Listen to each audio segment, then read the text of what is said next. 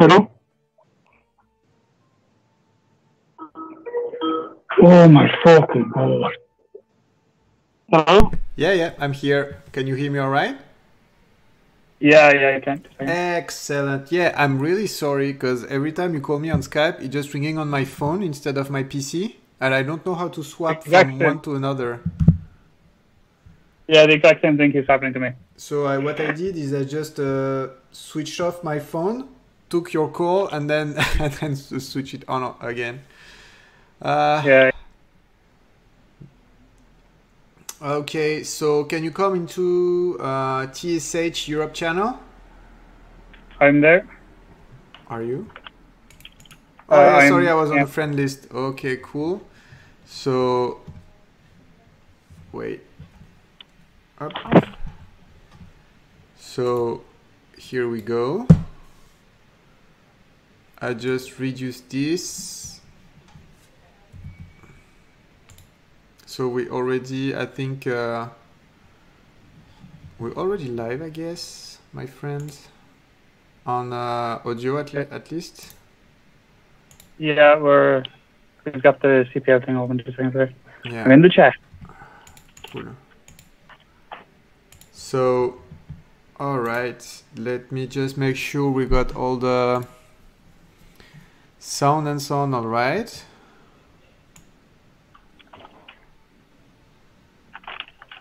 Okay.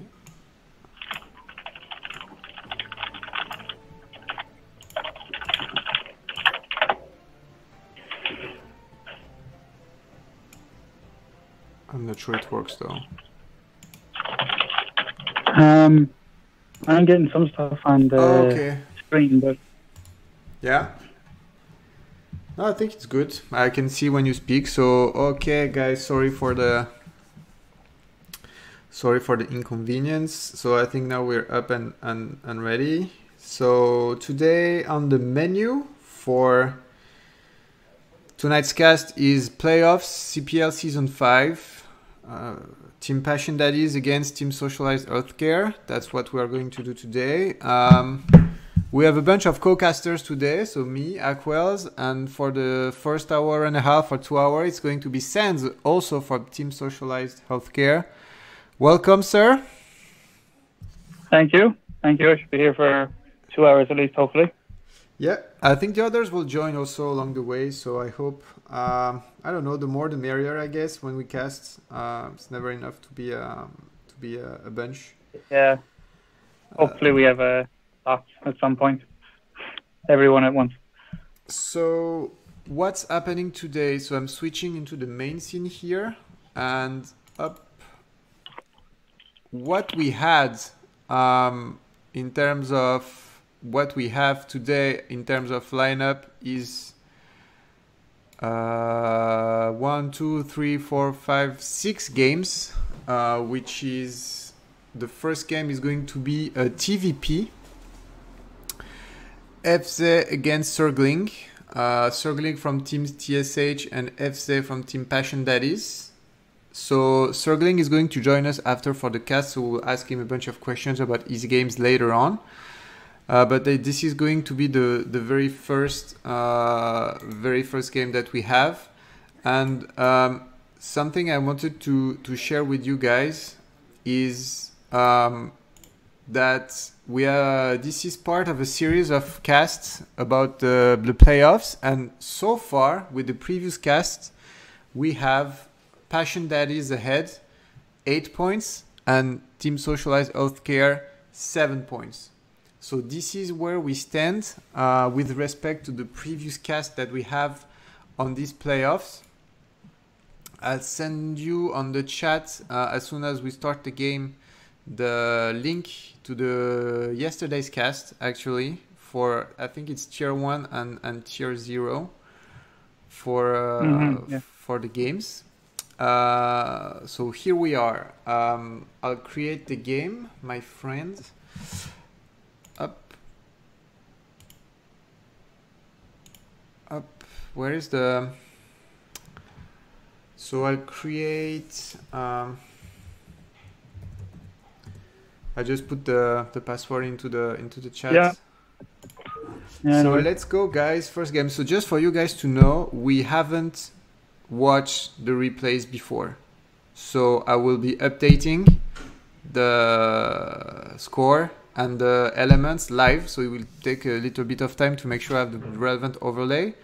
But still, don't be surprised if you see me updating the score and so on live, because I didn't want to spoil the fun actually, and to watch everything beforehand like I did last time.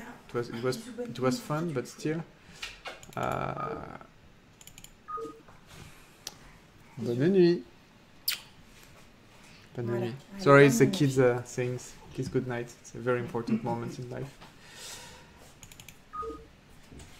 Sweet. Okay, so here's the first game. Are we good? Yeah. Cool, give me 1 second. Is the game up?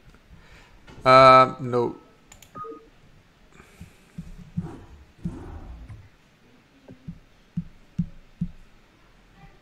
Okay, it's on now. You can join. Okay. Yeah. Hey, mate. All right. Neo filtered first one. Okay, let's go. And here we go. So first match. Okay.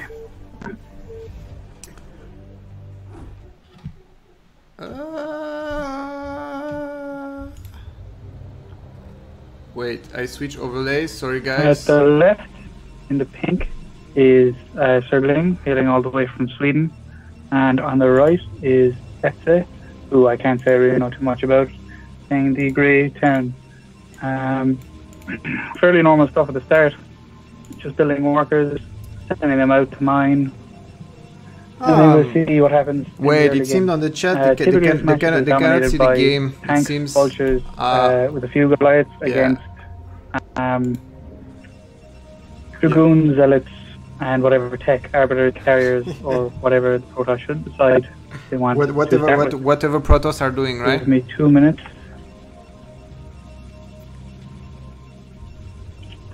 All right. Can you hear me, Sans? So fairly normal to start. No, I'm not. Can you hear me? See 9 depot, 11 racks. 1 or 2 marines, just to keep zealots and anything else at bay before we move on to factories. Mate, I think you cannot hear me anymore for whatever reason.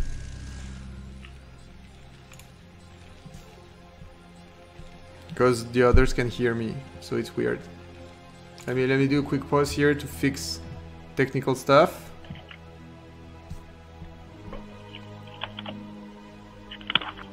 Oh, okay.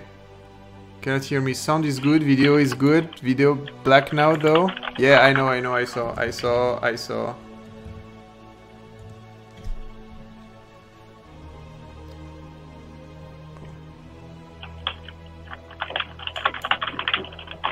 Thanks. Yeah, exactly. So basically you guys can hear us both, but we cannot hear each other. So I just call him back on Skype. Yeah, exactly. You guys can hear us both.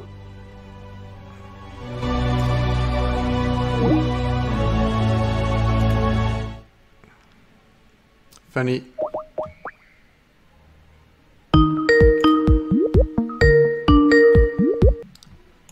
Hello? Hey. Can you hear me? Yeah, I can hear you now. I don't know what happened. We lost you. Okay, guys. Yeah. Let's go again. Okay. I don't know what happened. Okay, let's go back. I guess.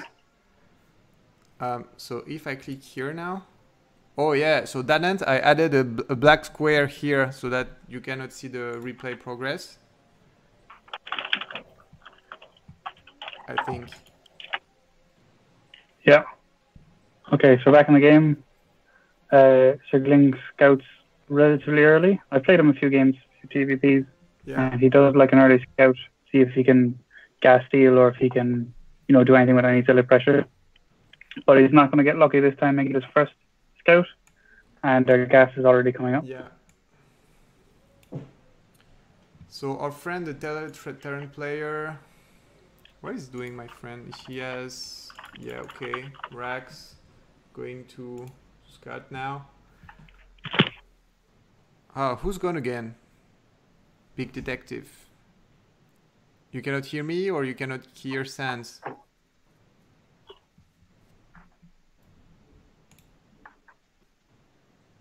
I don't know.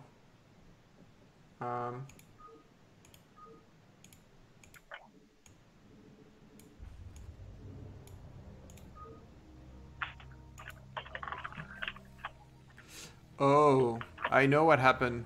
Yeah, I'm here, mate.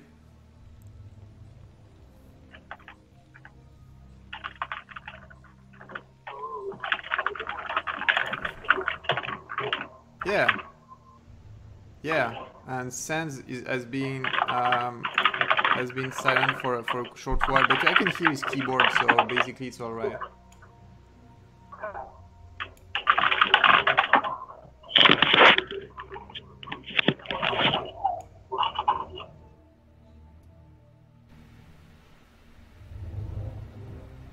Oh, watch out for your ears.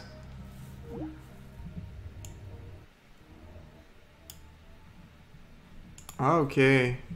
Sorry, we just fixed this stuff.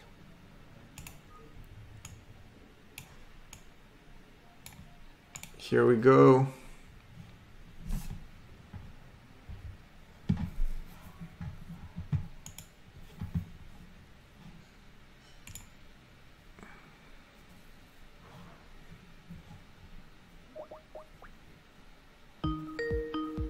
Ouch. Okay, mate. Okay, watch out for your ears though. Because now the sound is just super loud.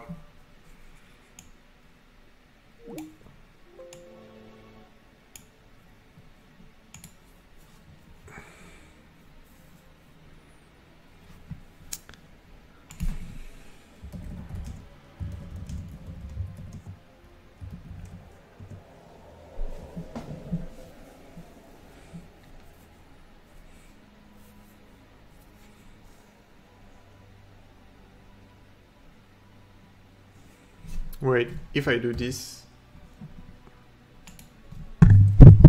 Oh, sorry.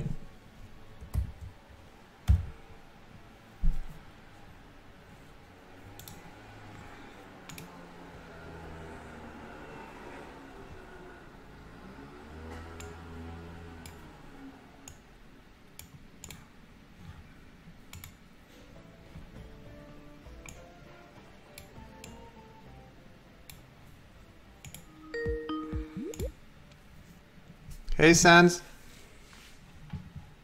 Can you hear me all right? Yeah, am I back? Ah, welcome back, my friend. So, fixed? Yeah, hopefully fixed. Okay, so I know what happened about the game sound. So when we call on Skype, Skype automatically reduces the volume of everything that is not Skype. Yeah. So I just have to increase slightly the game volume again. Okay. That makes sense. Because I was wondering why mine is dropping, my game volume dropped out in Skype as well. Oh, okay. Both here. 2 minor technical difficulties to be expected. Yeah, it's okay. Guys, ready? 3, 2, 1. I'm going back into the game. Back into the game. Ready? Yeah. Oh, Sans raise volume like 50%. Okay, that I can do.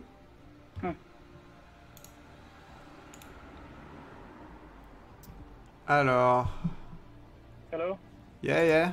I can hear you all right. I think it's just my mic is very loud and the game is very...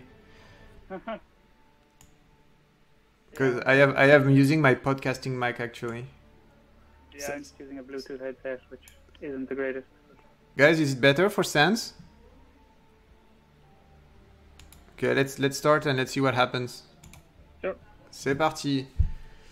My game sound also. Hehe. So normal enough so far. We've got a factory coming up from EFSA, and he's put 2 back out of gas. So he's got 1 on gas. Probably hoping to go for an early expand, or possibly just trying to trick this probe. Oh, proxy pylon, whatever pylon it is. Yeah, manner. Oh my god. Mining.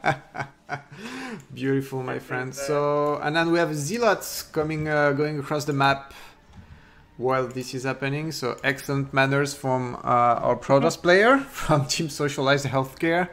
Also, This is in my games with circling, he plays the exact same way. yeah, exactly. Terran's going machine shop, which I don't know if he can survive. This zealot, if his micro's okay, he might be fine, but a quick vulture would take care of the zealot a bit easier. Right, there's also oh yeah, you know what? It's because my microphone is how to call that, omnidirectional. Yeah, exactly. So basically, it's ASMR. You know, I can make some weird sounds and get you turned on by my speech. Like I can speak a little bit here, and I can speak a little bit there. I'm sorry. It's just I'm shaking heads between 2 screens. But we're missing the action here, so let's go back to the action. So Zealot was... went in, Yeah. I think it killed an SCV, killed a few Marines, but now the first tank is out. So a tank and 4 Marines against the Dragoon is not good for the Dragoon. Yeah. But back at home, it looks like Circling has started a robotics. Robo, 2 gates. And, yeah, 2 gate, robotics, and range. So we'll see what happens. Our Terran's now getting mines and a 2nd tank. And he's put 3 back in gas. So maybe he wants to put down for the factory and see if he can punish. This early push? I don't know, mate, because I think he was maybe going for expand. So yeah, that's what I think. He might. Oh yeah, but maybe he's going for one factor push actually. Look, he's gathering the 2 tanks and a bunch of Marines here. Oh yeah, he's going for the push. Here we got 1, 2 Dragoons. Whoa, that push is going to be 3 Dragoons here. So 4 goons, 1, 2, 3, 4, 5, 6, bunch of tanks. He's researching mines behind it. Yeah. So Circling needs to micro this well. He needs to micro it really well, because he's a little low on Dragoons at the moment. Yeah, some advice for friends Terrans, just make sure to have like a good control groups because on this push what you don't want to have is like your Marines just being sniped away by those goons for free. And also see you have the 2 goons on the top that are super low. You want to snipe those guys. You want to destroy them. And here that's typical Protoss play. 1 goon to disturb the 2 tanks, and then the Marines and the SCVs go suicide. You don't want to be in that position actually. It was sort of a nice round, but his goons up to the north were a bit low on health, so they got killed by those tanks pretty easily. But at home, EFSA has started his natural. Yeah. He's got a lot of gas, so he's throwing down a 2nd factory. So let's see what Circling has got. He's got a observatory, he's pumping observers, and 3 gate goons. Yeah. So he's hoping, I imagine, come out here, if he can pick off these tanks, then there'll be a window where he can quite hard punish this expansion. It's yeah, because the expansion, like the 2nd factory is only popping now at 40 supplies, like 30 supplies, but 40 from Circling. So it's like 3, 5 goons, 1 ops, and the 2. Yeah, EFSA really needs to repair those tanks as soon as we get back, because they're what, 2, 3 hits, 1 hit and 2 hits from dying. Yeah. From Dragoon. He's got siege on the way. And what's Circling at home has got a probe at his natural, probably looking to expand, while pumping goons from 3 gates, which is going to be a lot. Yeah, he's not dropping the expansion though. He's going to push with all those goons. He's just putting expansion down now, and he's going to try and take off the tanks, dive in, hopefully get them. Siege. Just finished. Yeah, Siege, mate. Siege is finished. Siege is finished. It's been finished like for a few seconds, and then then it's going to be yeah, maybe with the mines and the tanks, not wide. Cool. So let's have a look at the position of two players. Terran side, we have two factories, bunch of SCVs. We got the early expansion, 3 tanks, 2 vultures. Yeah, and on protest we've got 3 gateways. He's got an observatory. He's getting a shuttle. It looks like he might want to dive on it. He might want to bulldog it, get a few zealots, put them in a shuttle, and just dive on the tanks. Yeah. He's got range as well, so he can, snipe these mines from far enough away. Whoa, this tank is going away for free. Okay, that's rally point mistakes. You don't want to do that. that tank, that tank has just been like sacrificed. Which is not good. Oh, I hear the shuttle. Where's the shuttle? The shuttle is just in Circling's base. Oh yeah, got it. 3 zealots. Around the north side. Yeah. But he started to block off some pylons. Guys, tell me if I move my screen too much or what. I'm just trying to follow the shutter here. And I must say, I'm super happy of the stream quality, just to say, because last time was awful and this time is pretty good. So. He's got his shuttle over the natural. Yeah, but there's no anti-air, so. Yeah, he's gonna dive some zealots on these, hopefully break up the mines and try to get in. Oh, that was a nice mine drag into the. That's. Oh, this is. Whoa, that's definitely probably GG. No, I don't know. I know he's pulling his SCVs and he's got a tank. Oh yeah. A lot of SCVs. Yeah, and he's got a lot of SCV counts. He's 10 ahead of Circling. Yeah, so we need to start pumping out probes here for Roadhog and try to catch up. Good. We did good damage to the tanks. Yeah. So it's safe for a few minutes until the tank count gets back up. And you see with the ops is right in front of the armory, so he knows the tank counts. I think FZ should be maybe dropping a second, like a bunch of second machine shop and another armory, another factory. Yeah. Because here, I think after a fight like that, you might even want to just, just see it on your ass, get your second machine shop, get your tanks, and start getting upgrades, because he's got a fairly big economic advantage. We don't know if he knows that, but he's got a fairly big economic advantage. And he's low on tanks, so he needs to just sort of sit tight and build up enough tanks. Yeah. And it's going to take him a while. Mine and Circling is just pushing goons from macro perspective. Better off. Yeah. And he's got Zealot leg speed on the way, along with a robotics bay. So we have levers. Yeah. Robotic. And what they have in research, he's got speed lot. Yeah, he's getting speed. And he's just got a forward starting now, so he might get +1.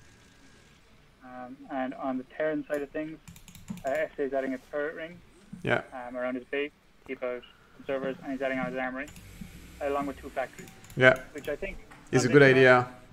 Yeah, on this map, not only after losing the tanks earlier, but also it can be hard to take a third on this map. It's very open. I like at least 3 factories before taking a third here. So it's the second time there's a failed rally point on those tanks, so it's been 2 or 3 free tanks, like free lunch for those goons. You don't want to do that. Oh, there's a very sneaky move up at the north, the northwest. What? There's a probe hiding behind a tree, and there's a vulture. Where is it? The probe, top left. He wants to expand, Circling wants to expand to this mineral only. Oh yeah. And he hid it behind a tree from that vulture. Excellent. Another rally problem. He needs to fix that because he's just thrown away tanks. He's only got 3 tanks, he's thrown away like 3 or 4 of them. Yeah.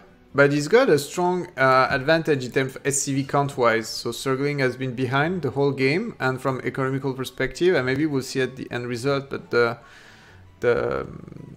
let's say money-wise, I think FC was better off for a long time, but not taking advantage of it for building like this massive tank army that we want during the first engagement with the Protoss. Yeah. It's particularly important in this matchup to have at least, I don't know, for me, I play this matchup twice in one of two ways. I either 2 factory all in, or I 2 factory all in, and then expand and try to go for 2-1. And then when you push out with your 2-1, I like to have at least 18 tanks. It feels very strong. It feels like you can move pretty fast with 2-1. Whereas his tank count's building up now. He's got 7 at his natural. Alors, we got 1, 2, 3, 4, 5, 6, 7 tank at the natural. Oh, sorry, 5 at the natural, 6 at the natural, 1 in the main at the entrance. A bunch of volts. Yeah, it looks like he's expanded to the mineral only in the north and a vulture sort. He's sort of 1 cannon, but 2 cannons, sorry. Yeah. And if he can hold it. But maybe I don't know, I'd like 10 goons in front of the rallies. gate of the Terran's base though. Yeah, it's not too scary though for 7 tanks. Like if he fixes his rallies and then builds a third, and just sits and builds a third, he could take the mineral only, or he could take the fake high ground. Yeah, so I think he'd be in a good position. He's pushing out now. Okay, cool. Yeah. I think it's a good idea. But he needs to scoot first because he has no idea what's in front of him. Right now, if you look at the Terran, he has no idea. Yeah, it's not too much here from Circling either. I think you can just move out against that. It's enough tanks to just slaughter all the dragoons. Don't think you really even have to micro or well, okay, he's got no upgrades, so I'd probably take it lower. But he's just wants just about to finish, so I'd probably just walk straight up and kill the dragoons. Not worry about sieging too much. Just get out into the middle, or not the middle, but here, out where his dragoon force is, and then you can pick either the mineral only or the fake high ground. But here we have ops. So what you could do here, you have a bunch of vulture, and the enemy is packed in front of you. So I bet all the volts here want to sacrifice instead of engaging and then having the volts circle and trying to mine behind the goons. Yeah. So I mean, it's pretty micro-intensive. Yeah. So I can understand if he didn't feel like he had the action to spare. But it looks like he's just 5 factories. Yeah. He's happy not to spend. He's just gonna get +1 armor. Yeah, but the loss of those vultures, I think is because he just keeps pumping vultures in 5 factories though. Yeah, but here, mate, drop your mines. Like, try to drop a line of mines here to prevent the Protoss from circling you, like flanking you, and without knowing he's coming. Because his army now is it's on the middle of the map, so you push, and he's gonna come and sandwich you from the back. Yeah, but he does have this nice fake high ground that he's got the ramps to. But I'd like a few more mines at the front in case Circling counterattack. Well, I'd like to see. And I'd say his Zealots could probably walk straight through that minefield and just drag them all into the natural. Yeah. But either way, he's pushing up here in the natural of Circling. And I don't think Circling's got a good answer to this. Well, he positioned his small army here to prevent reinforcements from coming, though. So basically, you got this army, no vultures, and you got this kind of shuttle drops that are just going to put pressure on Circling. And here's the sandwich. Like. Yeah, that's nice. That's very nice. You got him at the right time. And then the army got annihilated. So no tanks. And then those 2 tanks are going to go away for free also. Yeah, no, it's really nice timing to get him as he's unsieging. So if there's no expansion behind it. And this fight, honestly, FC could have taken it easy. Take the high ground here, just like use your vultures as buffer to prevent a push, and mine the bottom to see when he's coming with reinforcements, and take the third, because the third is still naked, and there's nothing here that prevents him from taking the third. Yeah, and Circling is now expanding to a fourth on the high ground base, and F is trying to scout the other main. So he looks like he wants to continue this push forever. I don't know, I don't think this is a great idea. How many gates? 1, 2, 3, 4, 5. 5 gates? 6, and he's adding on another 2. We'll have 8 soon. Versus 1, 2, 3, 4, 5. Hey, you know what? If he was a bit patient, yeah, he could have established a small siege here next to the mineral lines on the third, and then just bombard those 2 gates that are just nearby, you know? Yeah, I think he moves a bit too fast. I mean, he moved out with something like 3 tanks and a handful of vultures. Yeah. And I mean, you know, you're just happy to pump zealots against that. Yeah. He could have just create this line to defend because he still doesn't have the third, and this is going to be terrible because Circling has 4 base now. Yeah. Yeah, it looks like he's starting to mine out in his main. About 100 minerals on the patches that are left, and in his natural, he's only got a little bit. Mine out. Ah la la, my Terran friend, you know, so frustrating. You want to say do this, do that, and then when I think I played also a TVP, only one TVP in CPL, and the matchup is super tough. I know Protoss would say yeah, Terran OP and so on, but you know when you learn, TVP is super hard. Yeah, no, TVP is very difficult. I prefer to. I don't know. I haven't really sat down and really focused on TVT yet, but I prefer TVP. Sorry, on TVT. I don't like TVT. Is a bit boring for me at the moment. And we saw the Dark One here is going to slaughter the tanks, and that's pretty smart. No scan. No, there's no scan. There's no scan and there's no vessel. Yeah, I think this is game. I think a win. Yeah. Yeah.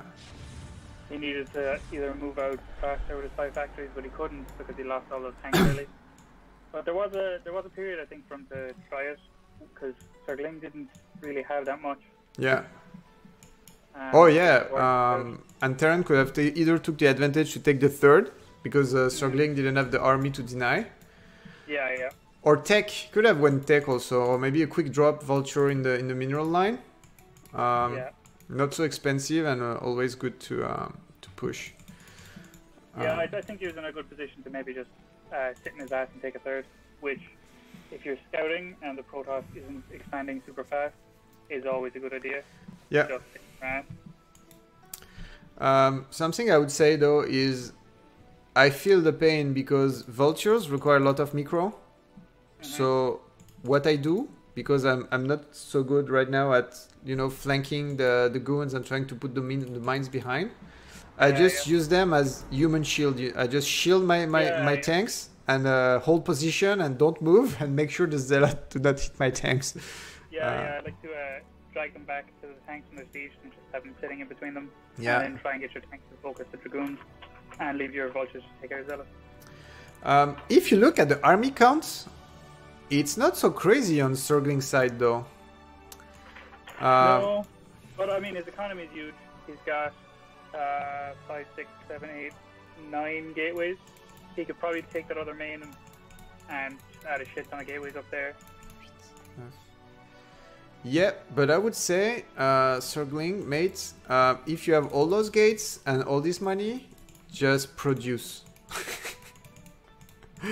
Produce he's got stuff. 9 zealots coming out at the moment. So yeah, but he just made them because I was just clicking on the gates and it was empty for a short, I don't know, maybe 35 seconds or so. This looks like our last ditch attempt from EFSA. Yeah. So we'll now see what I can do. It's a good time because Circling did just queue up his zealots after. Maybe being a bit lazy for a minute. But and it's good. So here he's got the vessel, so denied and then you have this Protoss army at the bottom, like at the 6 o'clock position. That this is going to be nasty. But here, imagine you take these tanks and just put them in the mineral lines, scoot with the vessel, and you can deny those 1, 2, 3, 4 4 gates. Yeah. or at least, you know, force him Right. to. But he can't go around, you know. I don't think he has the economy to go around killing bases. I think he has to just try and win it now. Yeah. I mean, he's going to be mined out. But there's no, yeah, but scan, mate. Scan. If you scan, you know there's no more minerals here. Yeah. Yeah, he gets to scout off is exactly what's happening. And here, you know, the enemy is going to come from the bottom, so you need to have those vultures and those mines ready here at the south. So Yeah. this engagement is going to be lost 2 times the same way. Like good position here in front of the natural, but then at the bottom you have this army that you don't control. It looks like he's gonna. No, he's not. He was going towards the natural for a second. Yeah. The natural is now completely mined out, so we're just going with what we've got. Unless he wants to float. Yeah. Our command center. Now he's sort of getting into the natural of circling, but I mean, as long as he can pump stuff from his gateways. Yeah. And then enough tanks, it'll be okay. I think Yeah, Sterling he's just big. clicked and reproduce stuff. He's not even producing anymore. Just Either clicked. drop into the middle of the tanks. Yeah. Oh yeah, beautiful river and DT on the middle of the tanks, and it should be GG somewhere. Yeah. Goes to main is mined out. Yeah, he's got 6 tanks. 6 tanks, 5, 7, 8 vultures, Yeah. and a Goliath. I've got to admire his spirit, never giving up. Yeah. But I think this game is lost about 6-7 minutes ago. But you know, never, always go for last ditch attempt. You never know what might happen. It depends though. Sometimes on ladder you don't do that because you know anyway the guy's gonna BM you and In the game by moving into them every time. and ultimate great. SCV push is the best push. Those Yeah, I mean, those in fairness, SCVs. They are blocking very well for the vultures and tanks. Yeah. But I mean, if we get Storm's almost done. Well, it's not gonna be done in time. But I don't think he's got the economy. I think okay. No, he's done. He's done. It's finished now. Oh, yeah. No economy, no nothing. He could have floated those CC though. Because Surgling doesn't have a huge army. He's got 60 probe count and 100 supply. So army count is like 4. Yeah. So 20 odd dragoons. And GG. Yeah, that's it. And GG. No, it's Alright. That's how TVP works sometimes. You try your hardest and just you lose anyway. Yeah. Oh, sorry. So up.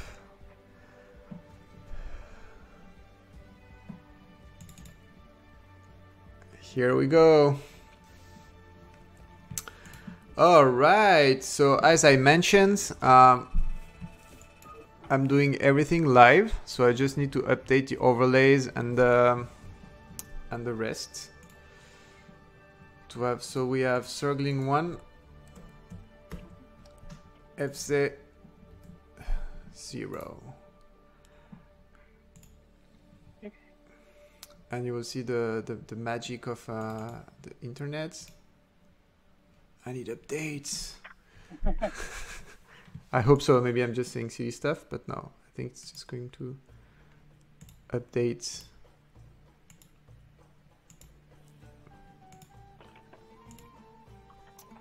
Or not. Or maybe I just killed the... TVP has to be really, really clean to be able to win for T. Yeah, that's very true. That's why it makes one of the most difficult matchup. You cannot do like a push like you do against Zerg, A-click and then win. Ça marche pas. Ça marche pas. Yeah, it's a hard matchup. Very hard from the Terran side of the field. But really every matchup feels hard. But yeah, especially when tech starts coming out, as soon as you see arbiters, you're like, oh shit. If it's not recall, it's the other one, it's stasis, and both are awful to deal with. I don't know what happened. Just feels like the... Can you guys see me all right? Feels like the overlay is stuck on the FC Circling 00 stuff instead of 01.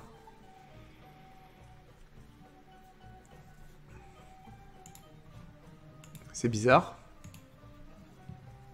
I really need to learn how to switch from one another actually.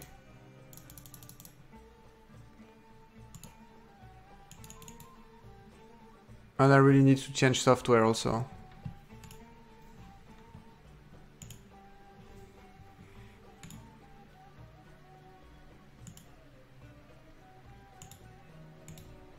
I don't know. Feels like the stream stopped.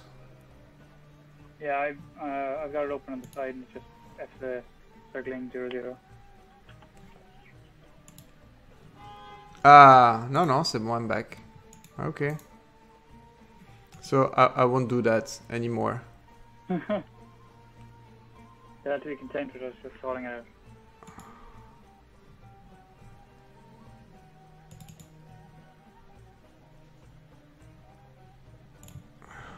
No, it's weird. Okay. I really need to learn how to use those. Ah, voila, updated. Okay, I got it updated. So we got FC circling 0-1, which is good for us, obviously, because we are TSH. But which is sad for our friends Passion Daddies.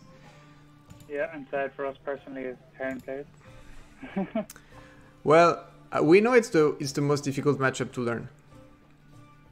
Yeah, I think it's probably the most. You need to know the most about when to push.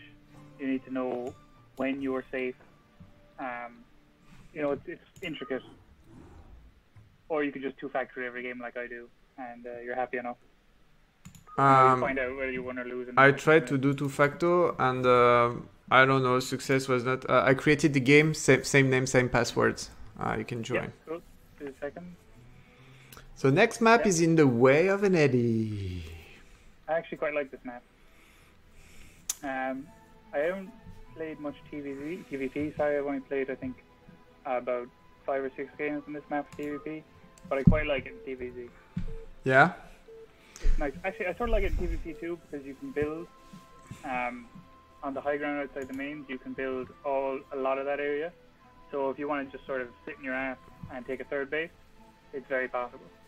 You just build a little slightly, you build an engineering bay, and you sit there. Yeah. So down at the bottom right, we've got in pink, circling, and at the top right, in the white grey, we've got FC. Danance, just joking on the chat, I will ask Bal to cast our game. You already made comments, and I watch our games a bunch of times, and you have way more APM than I do. Like way more. I think I don't know, maybe in one of the next TVT we do, I might die of old age, and you'll be just young and strong and just kill me out of time. Anyway. Yeah, Bal will cast, of course. Now we have Sands, and then we have Circling joining for cast, and then we have Bal. Yeah. Yeah, we've got the whole team Socialized Healthcare crew almost on this broadcast. Because I'm better than you. Yeah, probably, mate. Also, you might have more time to play video games than I do, so I don't know, evens out. So we're seeing a pylon at the front from Circling. This could be forward gateways. I would imagine, knowing Circling, it is forward gateways. If he likes an early Zealot, see if he can, mess you up a bit, which is, quite hard to actually defend on Terran. You could, you've got to micro around your buildings and stuff, and it's very easy to mess up. But it looks like he's going for one forward gate. I hope he doesn't put a second one there, because that would wall him in. Yeah. He has one forward barrack also on the top of the choke from FC. Yeah, that might just be a quick wall. Well, the barrack's on the right, so if it is a quick wall, I'm not sure what he's going to finish the wall with. It could also just be a forward barrack. You think so? Second Marine going up. Second STV going up. I don't know. I don't know the exact way buildings block, but I would have thought you'd want your barracks on the left and whatever on the right to wall. But it's not going to be nice because now he's not going to be able to micro too easily against Zealots in his base. You want to have a barracks to the left of a supply depot, and then a Marine can walk in between them, but a Zealot can't. So that's how you sort of deal with this early Zealot pressure. That, or alternatively, you can just wall off your ramp, Yeah. which is quite easy to do on this map. At the bottom of the ramp, it's bad. It's sort of bad here because if Protoss gets Dragoons up to your front, you'll be hard to get out. But you know, to be safe against zealot pressure, it's probably worth it. Okay, it's just a bunker and a marine. Yeah. I'm sorry guys, I'm watching the Terran player because I play Terran, but let's have a look at what our friend Surgling is doing, and he's sending a zealot to do some harassment, early harassment. And I don't know, but I think you should maybe walk straight past. Just ignore the bunker, the bait, get a count on the gas, and just try and kill an SCV or two. Yeah, that's a fair point. Like, okay, he'll take a lot of shield damage, but he'll have what, like 70 left. And then he walk past with the yeah, he got the probe into the probe in also. Because if you hit a marine with a probe and a zealot, that is it 2 hits with the zealot and 1 hit with the probe is a dead marine. Or oh, he's going to be so annoying in that main. Yeah, he's also scouted the second barracks, which is a pretty big giveaway. Yeah. So he just needs to worry now about getting Reavers or Storm or anything quickly. So what do we have in front of that? We have 1 gate core, range. Yeah, he can just tech, I think. I don't think he has to worry too much. Like, as long as he doesn't stay on gateways, he'll be safe from early barracks messes. The only danger now is if he doesn't really put it together in his mind and he just builds his shit on a gateway. And our friend the Zealot is still hanging out in the mineral line. Happy go lucky. Yeah. Unfortunately, he's not producing probes super well, so he's still got the worker advantage, but all that's going on. Very good observation, friends. I haven't seen that. But, you get the full scout, two barracks and 2 factories. You know something weird is going to come your way. Especially with the position of the factories, you know, like, unless he's going to lift this one, you're looking at 1 factory tank, 1 vultures, and then some marines on top of you. And you're just going to keep walking zealots in. Yeah. And I think it's going to work for him, because this bunker's just too far out. You can just take, you know, when you know your wall is just bad, take a bunch of SCVs and finish the wall, you know? Plug it, plug the holes and have marine on hold position with. It happens to me so often to have a cheese instead of a wall, and then people just go by. Okay, and back at home, Circling has built a robotics, and down comes his observatory. Yeah. I don't know what I think. I don't know. I suppose I just don't know this matchup from the Protoss side too well, but I would have thought straight away Sport Bay instead of an observatory. The position scouted everything. I don't. Now, like, he scouted 2 machine shops. Well, if you know the guy has only 2 marines in 1 bunker, he's just gonna push. Yeah. I don't know. He definitely needs the observatory at some stage because, I mean, things could spiral out of control, and then mines will be very useful. But it looks like things have already spiraled out of control for EFSA here. So we have 2 tanks coming out though. So if he managed to handle those 2 goons that are putting some but he's taking the expo. He's taking expo. So yeah, I think we want to get some gateways or some tech very quickly now. It's struggling. That's smart. You know, you already have 1 win. You already have 1 win, so you play it safe. You know you have an advantage. You know the guy in front of you has nothing, so he's playing it safe and putting the expo is I think it's a very good move. Yeah, it looks like he's researching siege and mines. So this is I don't normally see siege and mines with 2 machine shops. I normally see that with doing 1 machine shop tanks, 1 machine shop buses. You see siege and mines. Like, normally with 2 machine shops, you'll see speed and mines. And that way you try and get your vultures in, lay mines everywhere. But I think siege here is the right decision. Yeah. Because he's going to have trouble getting up his ramp without siege. But I think mines could have popped a bunch of marines to support those tanks and annihilate those 6 goons here. I mean, it looks dire for EFSA, but back at home, Circling has added on no gateways. He's just got the expansion coming up. Yeah. So, I mean, 4 tanks is scary. 4 tanks. Plus siege, but then this one is going for free. This one is going for free, or no, it's okay. Yeah, this one went away. But you got siege, mate. You got siege. Don't forget to siege. Yeah, Don't forget to siege.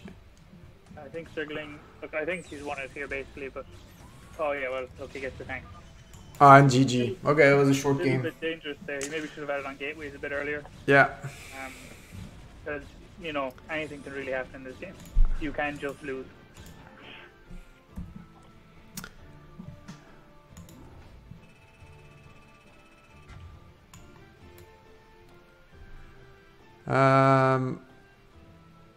So yeah, let's update this and let's not make the same mistake as I did last time. I'm making sure I update the right file. So that was Good games the there. Good TVPs. yeah, and it's interesting to see that FC had always had the economical advantage. Yeah, he's good at producing STVs. He's good. Yeah, very good at macro, very good at this side of the macro at least. Getting those minerals, making sure that you got those SCVs ready and so on. So yeah. Look, it's a hard matchup. It's a hard matchup from both sides, but I think for Terrans it's particularly a hard matchup. It's always the one you seem to struggle with because you're brittle. You're strong, but you're brittle in this matchup. That's Terran. J'arrive. Yeah. If you don't mind, after this first game, we can take a maybe 5-minute break. Yeah, that's no worries for me.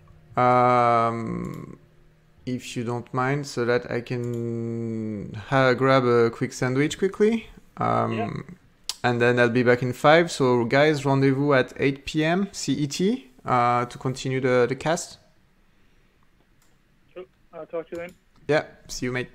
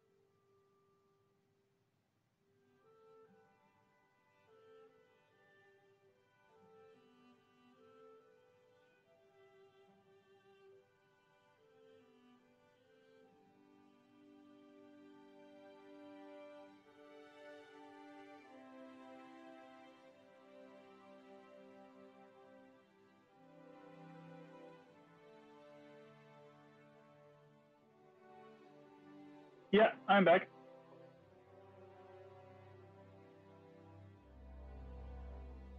Yeah, no worries.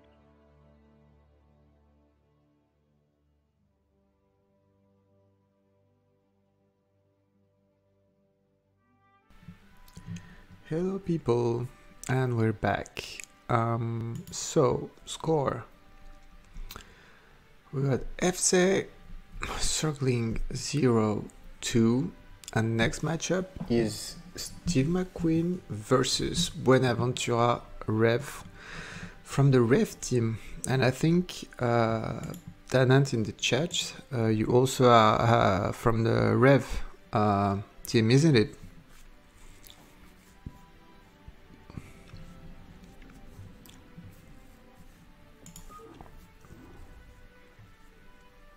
Yeah, ZVZ. I can't say I'm an expert on this matchup. I actually know very little about this matchup, but we'll see how it goes. The game is set. Okay, I'll be in 1 second.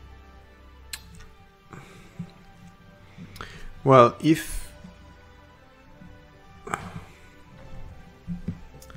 if someone knows something about the players, don't hesitate to pitch in and share some info. I played a lot of TVZs with Buena, and he's pretty solid in that matchup. He's very good macro play. Yeah. Like lurkers in TVZ. But I haven't actually watched his ZVZ before, so there'll be something new for me here. Okay. But yeah, very big macro style in TVZ. Lots of hatcheries. Loves lurkers. Loves putting lurkers at your front, as I imagine every Zerg does in TVZ. Quick building the hype here. So the score from Passion Daddies versus Team Socialized Healthcare moved from 8-7 for Passion Daddies to 9-8 for Team Socialized Healthcare. So that's the score for semifinals. Passion Daddies Team Socialized Healthcare. Okay, let's go for the game. Okay. Buenaventura quite famously in our own Team Socialized Healthcare little environment won almost every game he played. Yeah. In competition. I don't think he won every single one, If but you he certainly won a lot of them.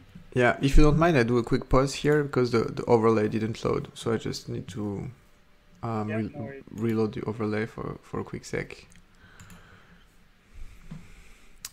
Oh yeah, it's because I added the black box to prevent the timing to appear. Okay, sorry. I really need to work on those transitions. That's my next step for. I don't know how other casters are doing it actually. Yeah, I can't say I've ever actually commentated before, so I have no experience to help you with, unfortunately. Yeah, me neither. It's I think casting is a full-time job. Yeah, an unpaid full-time job. It's okay. Unpaid is okay. I can manage. It means playing less games and earning more money. That's okay. Non, mais ouais, c'est. I don't know how you make those because what I said is that I didn't want to watch the games before because otherwise I think it's just spoiling all my. Mais ouais, because I know what's happening and then so I'm like, oh yeah, he's making a push. What's gonna happen? Yeah. And it feels kind of awkward. Just pretend. To pretend. Natural. Yeah, exactly. Okay, I think it's fixed. I just need to re-export the file.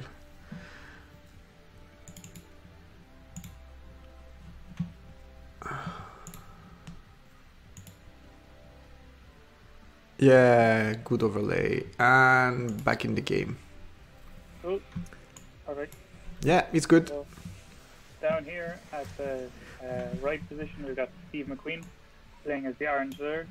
And in the north, in brown, we've got Buenaventura. Zerg versus Zerg is typically a shorter matchup, games-wise. It can just not get past Zerglings, or if it does get past Zerglings, it'll normally end up Utilist. Very rarely will you see any hive tech in this matchup.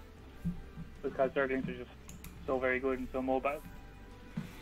Do we have Ash return in the chat or some? Oh, maybe I think we have Yeah. Jess. We have Jesse, no? Jess, you're here. Yeah. If you can tell us more about this matchup, because honestly, I'm almost never played Zerg, so.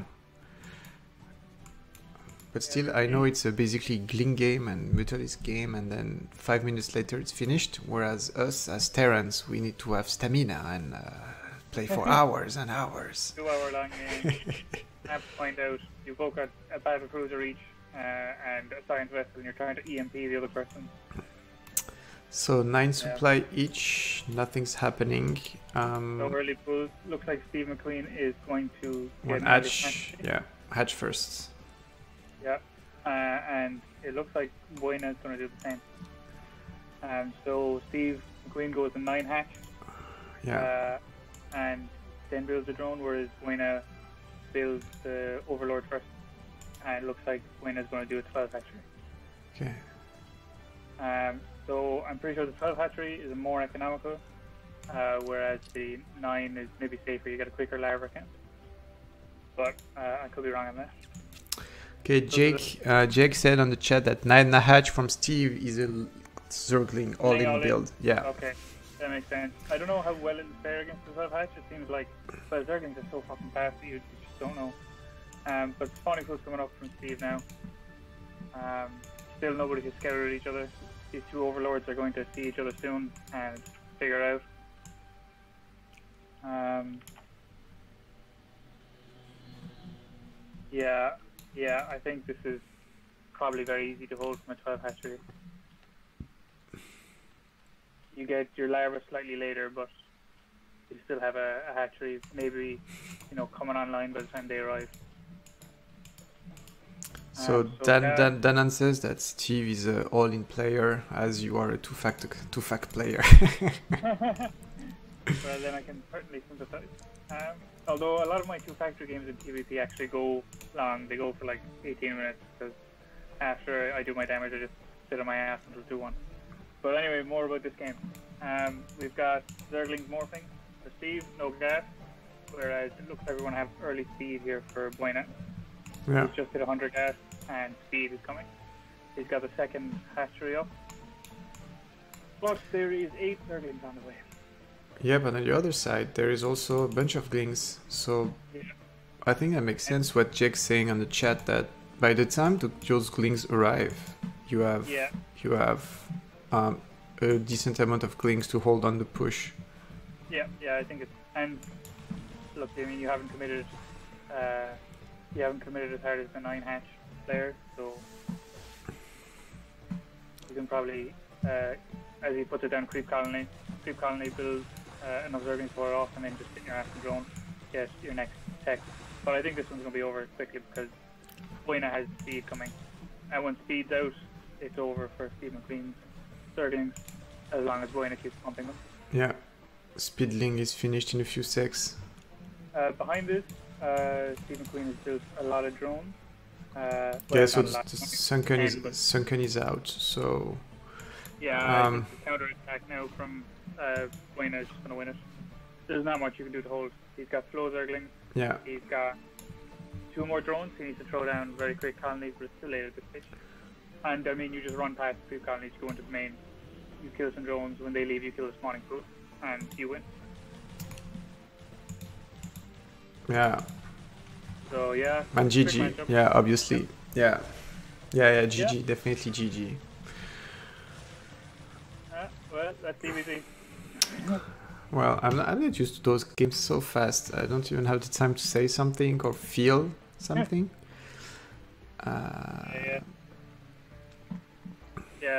Well, it was decisive. Playing all in versus quick speed with 12 hearts. Okay, so you know what? The game is going so fast. I will not take the time to update the score. I'll just I'll just jump into the next game. You know. Yeah. 2 seconds.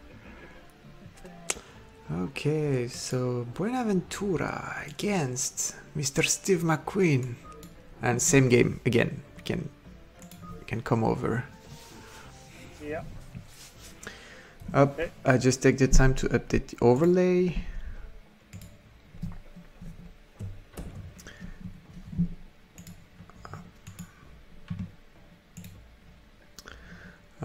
I'm doing this into Photoshop. If someone has a better way to do it, I would be more than happy to learn. I think someone needs to make a full tutorial on how to cast StarCraft games fast. Yeah, like a how-to guide. Yeah, I can do it also after I learn, but it's not the best. Okay, let's jump into second game in the way of a Neddy. Yeah. Actually, it's an interesting map for ZVZs with the low ground. If you can get Zerglings top of the ramp, it's quite hard to bust out. So, on the bottom right is Buenaventura, the yellow Zerg, which is an awful colour on Zerg. Wait, no. Wait. No, it's top left. Top left, Buenaventura. Yeah, top left side. Yeah. Colours are actually quite similar. The pink. It's white versus yellow, I guess. Is that white? I don't know. It's cream Yeah. versus yellow. On the mini map, they look quite similar. But either way, Buenaventura is top left, and bottom right, Steve McQueen. Normal stuff, no 4 pool, no 5 pool, just filling drone. I don't know, whenever I play Zerg, or whenever I play random, and get Zerg, I just 9 pool speed every matchup. I don't see, it's I don't know enough about DVZ, but it seems like a relatively good build in all matchups that you can work from. Alright. I really need to go on the chat because my knowledge of ZVZ is too low.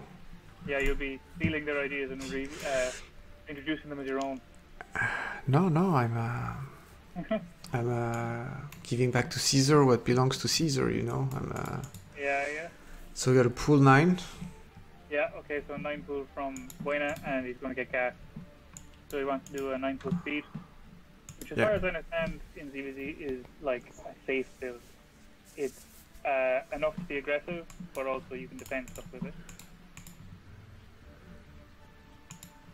And then we have the... What is Steve doing? Oh, same, right? 12... No, he's going to do 12 hatch. Looks like a 12 hatch versus a 9 pool. 9 pool. Which I think is, I don't know, hopefully one of the ZVZ experts in the chat can illuminate the exact interplay between these two builds, but I'd assume this is relatively even. The 9 pool speed is going to give him a lot of aggression against this, and it's going to be up to whether Steve McQueen can hold the 12 hatch. Yeah. I think makes sense what Jake's saying on the chat, because Buena is in a position where he's forcing the opponent in switching into his build, which makes sense. Because you have the 9 pool and you have the 12 hatch, so the 12 hatch guy has to respond to it and change his build order. So that makes total sense. So he's got 8 Zerglings coming out, and our spawning pool for Steve McQueen is only halfway done. Yeah. So I think this is going to be another quick one. And he is down here to kill the hatchery before anything can happen. He's going to have 100 gas in a second, and he'll be able to start teching if he wants for faster mutilates. If he can't hold this hatchery, I think that's it. There is absolutely nothing in Steve's base. Yeah, no, I think this one's foregone conclusion. 6 Zerglings arriving at the natural. Yeah. Steve sees it. He's got 6 Zerglings of his own coming out. Yeah, that's speed. That's speed. Still, his speed's going to be ready in a second. And Buenaventura is going up the layer. So his tech is going to be so much faster than Steve. Okay, it looks like he'll clean up Buena's lings in the main. But it's GG. It should be GG soon with speedlings and so on. I know the Buena's got a layer coming, so I don't know, as long as he doesn't fuck this up completely, he's okay. He's behind on drone, but that's okay. His opponent's really thrown off the game. Jake, I just put Buena's vision based on what you say. So because he doesn't see the Overlord here, I think he knew he was at the bottom right. Yeah. Okay, and more Zerglings barreling in from Buena, but I think Steve's got enough to hold this, and he's got a colony coming soon. But Buena at home, he's building a fire.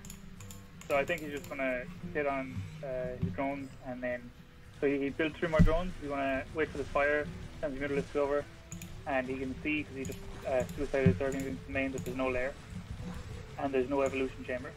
Yeah. So he probably feels okay with this. He got 2 more drone kills. Now 7 versus 11. Going in his favor.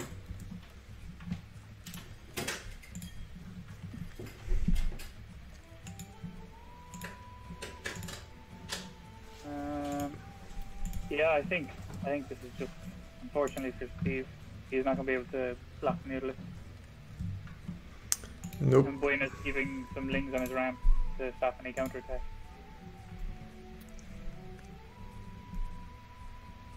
Okay, Lair's coming up, but he needs an evolution chamber immediately if he wants to hold on.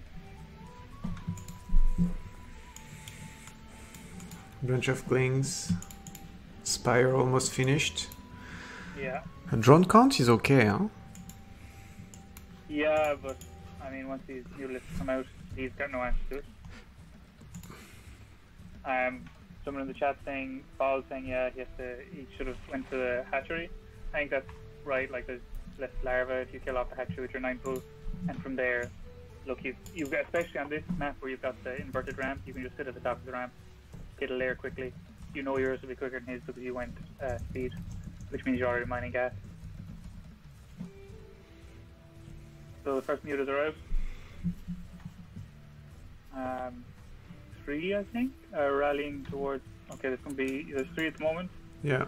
And Steve's going to go for a counterattack. So, yeah, but he's got those things on the choke, and he can pop 1 more Mutalisk here. That was going to defend.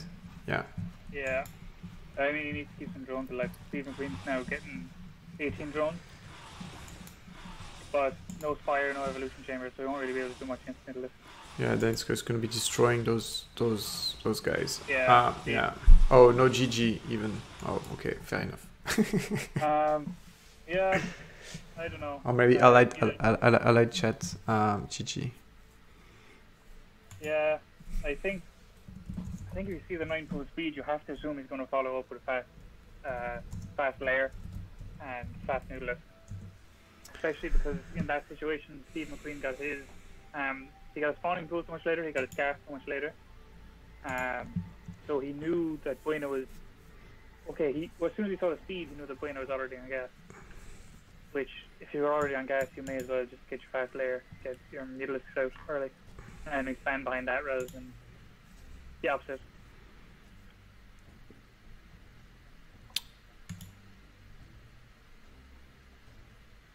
Does that make sense? The score? Yeah, I think so. Okay. Yeah, DBZ nice and quick. So score for playoffs, CPL Season 5, Passion Daddies versus Team Socialized Healthcare. The score moves to 8-11. So at the beginning of this cast, score was 8-7, and two wins from Team Socialized Healthcare led the score basically to increase by 4. Which oh wait, I'm missing one piece here of information. I'll just update it quickly. But basically, yeah, two games for Team Socialized Healthcare, and then we have a TVZ, the Zerg being Camodaz on TSH, and Terran is invalid character from Passion Daddies, and we know, TVZ is, let's say, favorable to the Terran player. Yeah, it's a nice matchup, but I mean, it can also get out of control for the Terran if if your vessel's out of place and you walk over some lurkers or anything, or defilers can be awful to deal with. That's it. Following, and I did so much TVT practice on CPL. I think mostly Mercy versus Talent, by the way. Yeah, you played a lot of TVZs. In TVZ, I just went mech, just because never had to train on managing BO and making sure you have the right control groups and so on, which is a bit hard. Yeah, no, it's very intense on the fingers. It was sort of the reason why I came back and started playing StarCraft a little bit again, because I used to always, like it's probably the iconic matchup in the game is Terran versus Zerg. It's, when you think of early 2000s StarCraft and Korea, you think of Boxer, Yellow, and stuff like that. It's a flashy matchup. But yeah, mech. A lot of Terrans are playing mech, and it's very strong. Game is up, by the way. So invalid character against Camodaz.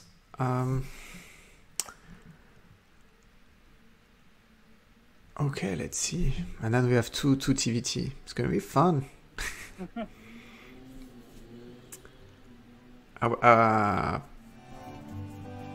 Oh, I think the Skype went down, guys. I'm just going to call back.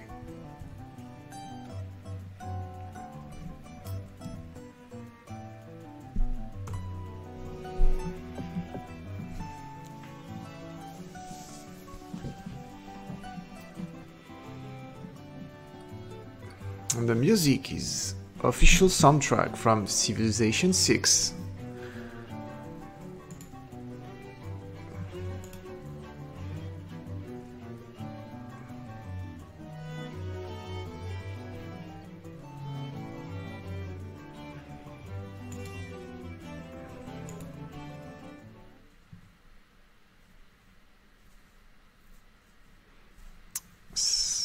Hello.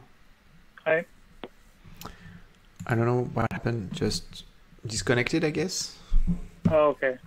Yeah, I was wondering where we went. So just give me 2 seconds, because every time I call you back, I just have to increase the sound of the game again. Yep. Right.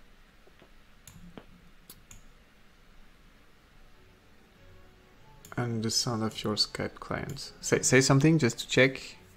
Yeah, testing. Cool. Testing. And let's go. Okay, guys, so we go invalid character against Camodaz. And what I wanted to say. I think that from a Terran perspective, if you are new at the game, managing those bio is very difficult. Yeah. I think makes it a bit easier on your mechanical limitations. And also, it's easier because that's what you train for other matchups. Yeah. So at the end of the day, it's easier for let's say for more, I would say unseasoned. I don't say a noob, but unseasoned. Yeah, I think but is the best. With mech, I don't know. I haven't played much mech. I've only played 1 or 2 games. Is it not much harder to defend against all-ins? Like if you see, you've got a vulture outside their main or their natural normally that's threatening to run in, and then you see nothing. You might get an engineering that you get scanners late because you got an academy late. So it's harder to tell what's going on for the turn. Whereas in bio, right, if you're playing say a 2 barracks pressure after expansion, you have a scanners by like 5 minutes, 5:15. I think I lost you on the. Wait, I just paused the game. Okay. Because on my side it says it's counting for you. Okay, shit. Well, I'm in the game now on my side. Yeah, but it's still counting here. Oh, maybe I might disconnect it. I do not know. Just a second, I'll type in the game. Oh no, okay, I'm back. Yeah, hello. Okay, got it. Cool. And it's starting now. Cool.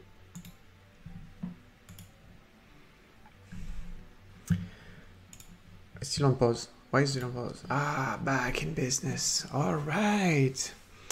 So Okay. tonight we have the yellow Terran player at 12 o'clock character for Passion Daddies. Yeah. I think did Buena play It's a Camodaz. character before? Yeah, it's Yeah. Camo playing this one. I think Yeah. Buena played Yeah. character before. Oh, maybe. I don't know. Yeah, I think he said character plays mech a lot. Okay. Oh, so that training went on against mech build, maybe? Yeah. So, yeah, what are we likely to see? From Zerg, it's actually, especially on this map because there's no ramp, it can be very hard to block a 9 pool speed from Zerg's turn, especially at lower levels if you're not used to spam clicking to repair your SCV or if you don't react fast enough. But I think, I don't know, we'll see what Camo does. So far, it's looking like he's just going to do a 12 hatchery. And character up top, he's doing a forward supply depot. I don't know, because you can't wall this entrance natural off.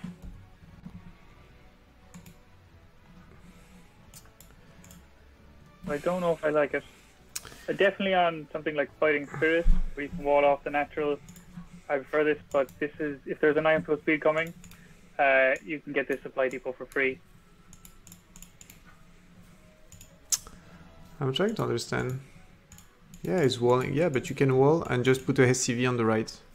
But you, oh yeah, okay, I can put the SCV in there. Sorry, I always forget that. But still, if you don't have SCVs there to repair it, I mean, they can get through it. This time on the front SCV with the Zergling. Either way, it doesn't look like it's going to happen because we've got a 12 hatchery from Camo and we've got gas from character. So I expect a factory maybe around 16, 17 supply, a single vulture to come out and try to camp it outside Camo's natural. Question, Jake, what's on the chat, what's the 9 pool burrow map? Like you just do 9 pool and then you burrow your glings somewhere and then you put them back up and then you crush the Terran? I have had that happen to me. Really? And it's a very upsetting experience. But so far we're just getting gas and pool for Camo, probably fast layer, and character now is putting a bunker behind his wall. Yeah. And a single marine. Good. So he'll probably go factory before command center, which is completely normal. That's definitely that. You speedling and you just burrow. Yeah. So he's getting a second marine. He'll probably get maybe even 4. I don't see any reason not to, except maybe for quicker factory. So he's trying to build a factory now. He's got 200 gas. Makes sense, Jake. Okay. So we got natural for the Zerg. Yeah. Okay. So he's just after taking workers off gas. So he wants to build a command center after the vulture. And from Camo, we're seeing layer before speed. Yeah. So 2 hatch. wants to play a normal, longer game. 2 hatcheries. Yeah. There's no 3rd hatchery down yet. 2 hatch spire maybe. Yeah. Or lurker. Or lurker. Yeah, into lurkers. Could be lurkers also. I mean, if you can, I don't know actually about against mech, but I'd assume lurkers against mech. Yeah. Qualcomm destroyed me in a she destroyed me in a 2 hatch lurker push when I was trying to Google mech. Was one of the saddest day of my life because I prepped and so on, and then I saw it coming and I was like, I never saw that before, no idea what's gonna happen to me. It's lurker. Yeah, lurker, and we're looking at machine shop for vulture. So he's just going to get his upgrades fast. Yeah, his mines speed, his siege, and an engineering bay coming down because he's worried. So about I definitely second Ashbal on the chat. So when you see that coming, you see those 2 hatch lurker coming. Yeah. The only possible response that would make sense would be you put your 3 bunkers down and you just hold the door.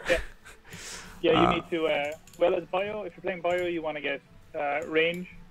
You want stim as well, but you want range. You want 2+ bunkers and a turret behind them. And if you can hold it and you can get out of tank, you're fairly safe.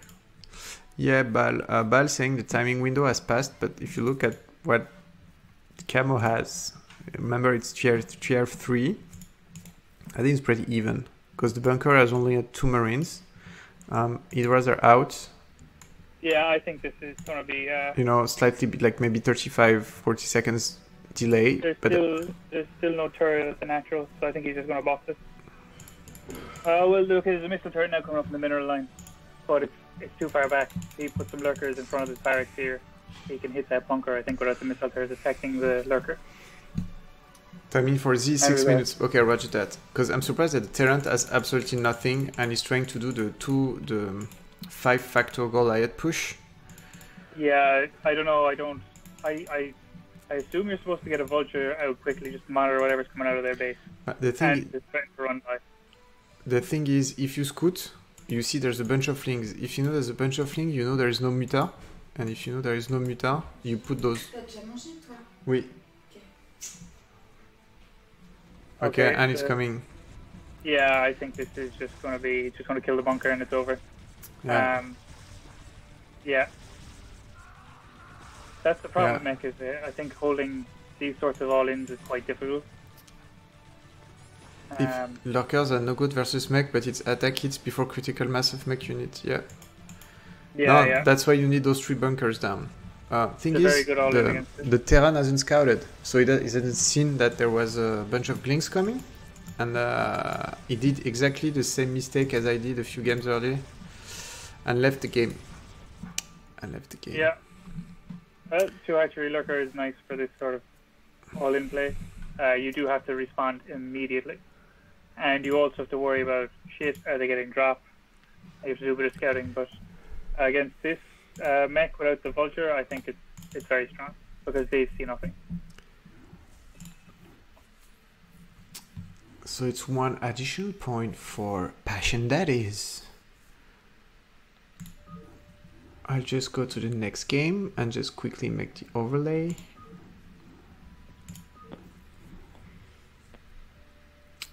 Yeah.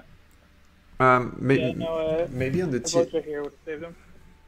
If he made that vulture, he would have seen that there was a bunch of glings ahead, so there was no muta coming, and there was maybe 2 hatch lurker. Now the problem is, how do you defend that? If you don't know how to defend that, or if you've never had it before against you, you don't know. You like me, your brain started to freeze, and you say, "What the hell am I supposed to do against that?" Yeah. Well, I don't think he was in a good position there. He didn't have the vulture out, so he didn't see anything, and he didn't have enough production up. 3 bunkers are useless when you've got 2 marines. Eh oui. But I feel the pain, my friend. I feel the pain because I lost against it. Okay, the game is up. Same. I'll be in 1 sec. No, yeah. I mean, last time I played against Quailcom, I saw a bunch of glings. I saw Hydralisk. I saw the den, and I just continued my build because that's what I was prepared for. And you know those brain freeze and tunnel vision when you like, I need to do whatever I need to do. Yeah. I think we easy to get flustered. Okay, guys, are you ready for the next game? In the way of a netty. Let's see what happened here.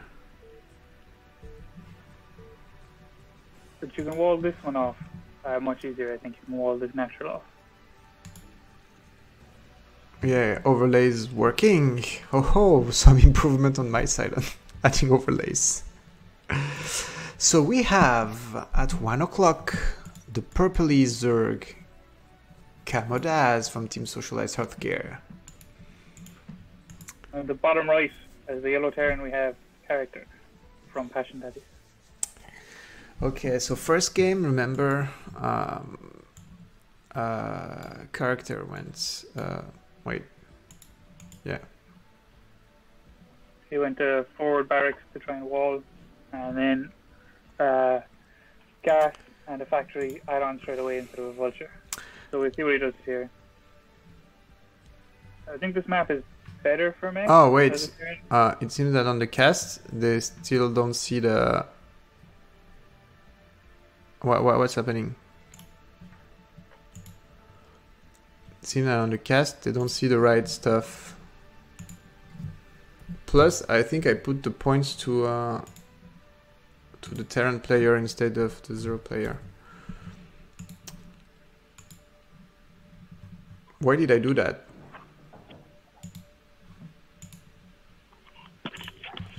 Up. Here we go. Sorry guys, I just got it mixed up. And back again. Okay, let's back again in the game. Yeah, so again, we're not seeing any early pools. Well, actually, we don't know that yet. Yeah, okay, no early, well, no pool before Overlord anyway. Overlord's coming out, and it looks like the same thing again from character. Except this map, I think, is nicer to wall off on. This choke is actually wallable rather than on Silphid. You've got that little bit on the right that you have to stick an STV in. So I imagine we'll see the same thing again. Mech from the Terran. I don't know what we'll see from Camo. Could go mutas, mix things up. Hey Camo.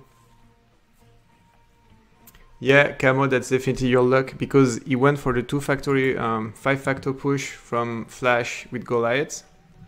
And he's supposed to make one vulture at some point and send it to either delay you or scout you.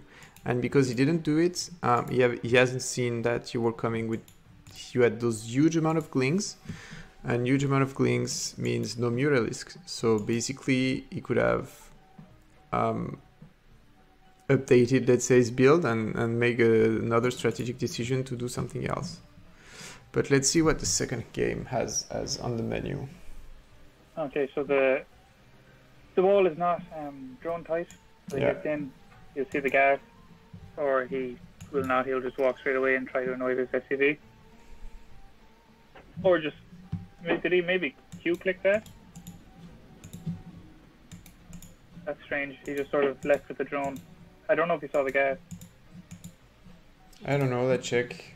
I don't think you saw the gas. We want whose vision? Yeah, when I turned it off, he hasn't seen the gas. No, yeah. Okay. He's got the Overlord coming down anyway, so you'll see it soon enough if he flies him in. Yeah, mech again. Yeah, we've got a factory before Marine, so we can get out a very quick vulture, hopefully, to get it in front, scout.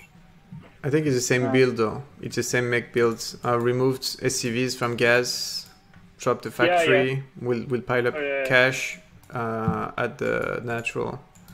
He's got a slightly faster factory this time though, because he skipped the Marine start. Meanwhile, let's see if Camo has done the same or switched to Spire, like to Brain. Say, oh, I did Lurker first, I think I'm going to do the same, but no.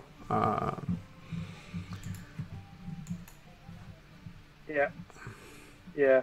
So, okay, he's got one Marine and his factory's almost done. And we've got four Zerglings out from Camo. And speed on the way along with his lair. So please build a vulture. So Camo, just for you, because I know that barrack front means in general mech. I tend to do cowboy trick also and do put the barrack on the front and then go for 3 barracks on the back on my base. Very sneaky. Same for Protoss. Okay. Like you put a bunker and a barrack on the front, but no natural. Yeah. Okay, he's got a vulture coming out this time. Yeah. Which is good. He needs to get that over to the natural of Camo. And same, we got the Hydra Den. Hydralisk Den is up. Yeah, and we've got the natural coming up for character. So that vulture character, I don't know if you hear, put that vulture into the enemy's natural and just kill those drones. He hasn't dropped the sunken colony, so basically you can just come here and ravage those guys. Send the vultures! Kill them all! I assume for mech you want to go, if you're worried about lurkers, you want to go mines first and just mine up. Well, actually no, you can't mine up their natural because they'll have overlords. But he doesn't know, if he has no idea what's coming. So basically, he just needs to send those 2 vultures straight ahead. Yeah, I think this is going to be another quick one like the last. There's Hydralisks already marching over, and the vultures are only leaving. Yeah, okay, he's going to see this Zergling coming out, but he doesn't really learn anything from that. Push, friend. And then you see, and here you see the Hydralisk, and then you put that bunker down. Put that bunker down. It was a bit of a conga line, though. I think he could have picked off a few units there. on the way over. Now his vultures might get caught. It's good though, because sending those vultures forced the Hydra and the Glings back to the natural. So Yeah. you have the time here to put the bunker down, 2 bunkers down, build those marines. He's getting a tank and siege, and he needs to wall this at least. And he needs to try and start picking off Zerglings with his vultures. Oh no, he's after opening up his wall. Why would you do that? Why would you move the... Yeah, I think this is over. He's got like... Siege is coming though. So if you add like 2 bunkers here or just full wall, you have the time for Siege to come. But Siege is coming in 20 seconds. He has no engineering bay. He won't be able to see the lurkers. He's going to get some shots on them with the vultures, but they don't care. They're just going to walk straight past and burrow at his walls, knock down the depot. And look, this tank's going to go down to Zerglings. Oh, geez, they can walk straight in. I didn't even know they could walk in there. Yeah, because the space between the barracks and the supply on the right side is 0. Yeah. Like, is no wall. Yeah, it's not down. It needs to be down a little bit further. Yeah. In 2 decisive games, lurkers. Yeah. Which I think is really what I'm scared of if I ever try mech. Is it seems harder to deal with lurkers. With bio, you just throw up a few bunkers and you throw up a turret, which you'll already have anyway, and then you start scouting for any overlords around your base. But with mech, I don't know. Seems a lot harder to stop, and you don't have the academy to scan it as early. You have to just go with your sense, the vulture. Yeah, super important comment from Ashbal in the chat. The vulture you send in the natural is just delaying the Zerg so much that you definitely need to do that. I mean, you need to hold the Zerg into his base so that you can have those mechs. If you're doing mech, you need to have those mechs units coming. That's really important to delay the Zerg. Yeah, I mean, decisive games. 2 hatchery lurkers is actually quite a strong all-in. If you're not prepared for it, it will just kill you. Right. So that's another 2 points for Team Socialized Healthcare on those T3. So for the guys who just joined us very recently, first, thank you for watching. So tonight we're doing Tier 3 semifinals, CPL Season 5 cast. My colleague here and co-caster Sans from Team Socialized Healthcare is with me. And we're together casting these games. So score right now for semifinals, Passion Daddies against Team Socialized Healthcare is 8 points for Passion Daddies to 13 for Team Socialized Healthcare. At the beginning of the cast, score was 8-7, so it's 3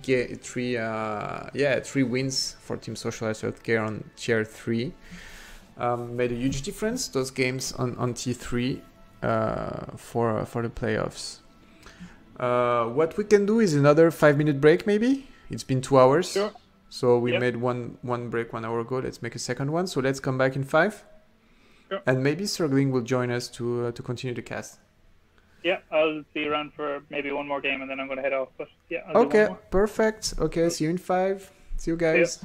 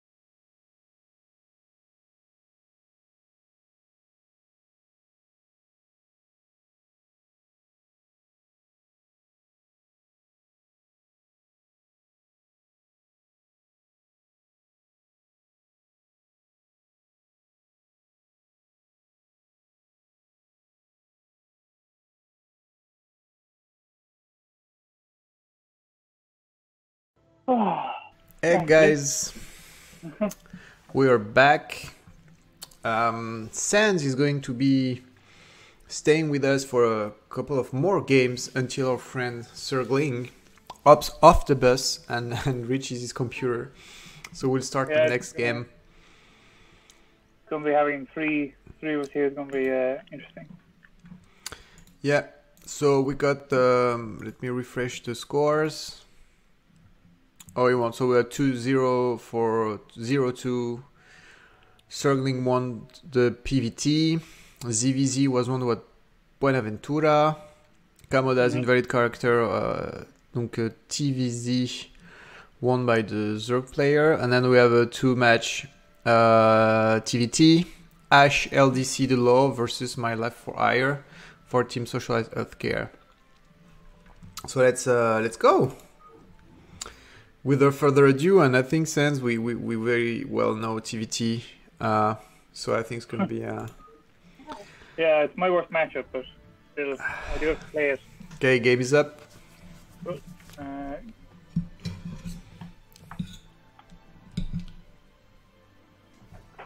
Okay, I'm in.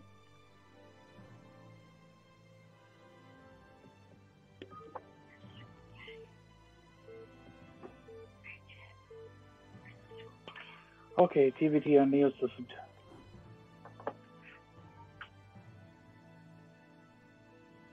And in blue, beautiful Terran base, gold and blue, we got Ash LDC The Low for Team Passion Daddies. My map hasn't loaded, so you're going to have to introduce My Life for Hire as well.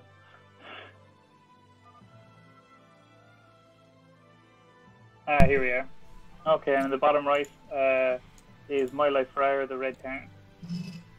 Talking about the new Command and Conquer, which he was playing at the time. Yeah, so yeah, he convinced me also to purchase the game. So yeah, I haven't played it in a long time. I bought it on Steam and then I haven't just installed it and haven't started playing one game. Yeah, it's very different from Brood War. Yeah, I played it as a child. I haven't played it since I was very young, though. I really liked Red Alert when I was a child. I thought that was very good. You got a full series though in remastered. Yeah, you got the full package. Okay, so normal stuff here. We're going to see barracks built around the edge of the base, so we can lift it off and scout with it earlier. And yeah, normal here to at least, the very least, factory. But there is My Life for Hire sent an SCV out, and it's early, so it might not be the scout. It could be a forward barracks. Oh. Which is also possible in this matchup. It is not. I don't really like it, but it's possible to do. Oh ho! Could be proxy. Yeah. Well, it looks like he's scouting the west position, and he's building the barracks at home. Yeah. Okay, that's a bit of an early scout in TVT. But maybe he just wants to get in very early before any Marines are possibly getting up and do a little bit of harass with the SCV. But I don't know. I'd like in this TVT I'd try to scout around 13. Maybe that's a bit late because they can have a Marine chase around, but the Marine DPS is so low. That you can get in and check. I'm also squatting with 13 SCV because you see more stuff. Because sometimes you just show up and you see that Marine and it's like, oh, okay, that's, I don't know, I have no idea what he's going for. Yeah. Maybe he was just very worried about proxy, and he said, "Look, I'll get out early and make sure." What we have, the factory down. Okay, and Ire should be throwing down a factory. Ire is going factory before any Marines, or no he's not. He's still making Marines. Okay. And in facto. But he put the factory down. He delayed his Marines a little bit and gave him some extra minerals for a factory. And on the other side, we see LDC The Law is getting his factory up and his second Marine. Oh, sorry, I missed Ire's first Marine. No, he has. There's one on gas for Ire, so he might be trying to do an expand after his factory, get a few vultures, some marines, and just sort of push up to his own natural and expand. But he's got three on gas back now Yeah. from Mile of Fire, so I don't know. Oh, he does. Oh, okay, maybe he just wanted extra minerals for I know it's hard because he's got a lot of gas.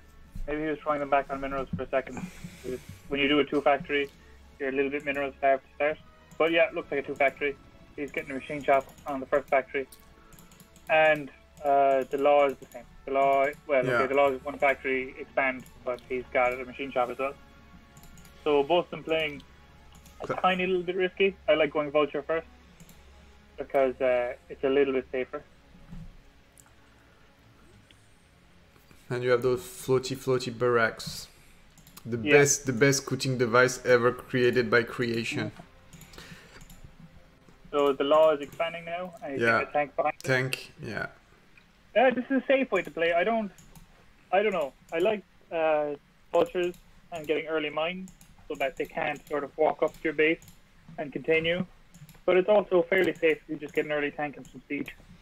You don't have to worry about, being crushed early unless you're getting 2-factory Goliaths or something. Got tank, siege is up. Yeah, okay, he's getting siege, and he'll have the expo in less than a minute. Whereas back, Ayer's got 4 marines, a tank, and he's pumping tanks and vultures. Yeah. Researching siege as well. Did Low put SCV off gas? No, he did not. Well, he'll have lots of gas. He's throwing down his 2nd factory. He's got 2 tanks out, and he's got his expo is done. So he's maynarding over some SCVs, sending them to mine over here, so they're more efficient. And it looks like Ayer's going to move out now. And to jump back in the chat conversation, yeah, this is why the 2nd factory is late, and this is why also to build the 2nd factory, he need to cut production from his 1st factory. Yeah. And looking by 2-factor push at 5:46, the timing is pretty good from my lab for Ayer, because you have those 2 tanks. He's going to scout the defense, the tanks, and he will just start to contain, I assume. Yeah. This is it's a nice map for this because exactly where his barracks is, under there you can siege up. Oh, that's a greedy siege tank. That's a greedy siege tank from my lab for Ayer. Yeah, it was too far forward. If you can get that spot, it's very nice. Yeah. He's in a bit of trouble now. He's still got a lot on gas. Whoa. Because you have 2-factor, 1-factor producing. And we're seeing a 3rd factory come down now for the law. Yeah. So it'll be 2 factories, machine shop, and another factory. Yeah. I don't know what I think about this engineering base. I mean, Fire is on 1 base, so it's safe to go for an engineering base. He's not really worried. Your expansion so much quicker. But maybe I think an academy for scans. I think because he has no idea, so he might be afraid of a race transition. Yeah, but I think I prefer the academy for that, because you can scan and see. But look, it doesn't matter. Whoa! So by the game, how crazy the position for Myla for us was great, and was it be able to put a great contain, and then suddenly it's 3 tanks against 1 vulture, 1 tank. Yeah, and now he's going up to 4 factories to with machine shop. So he's going to be able to pump out a lot of tanks. Yeah.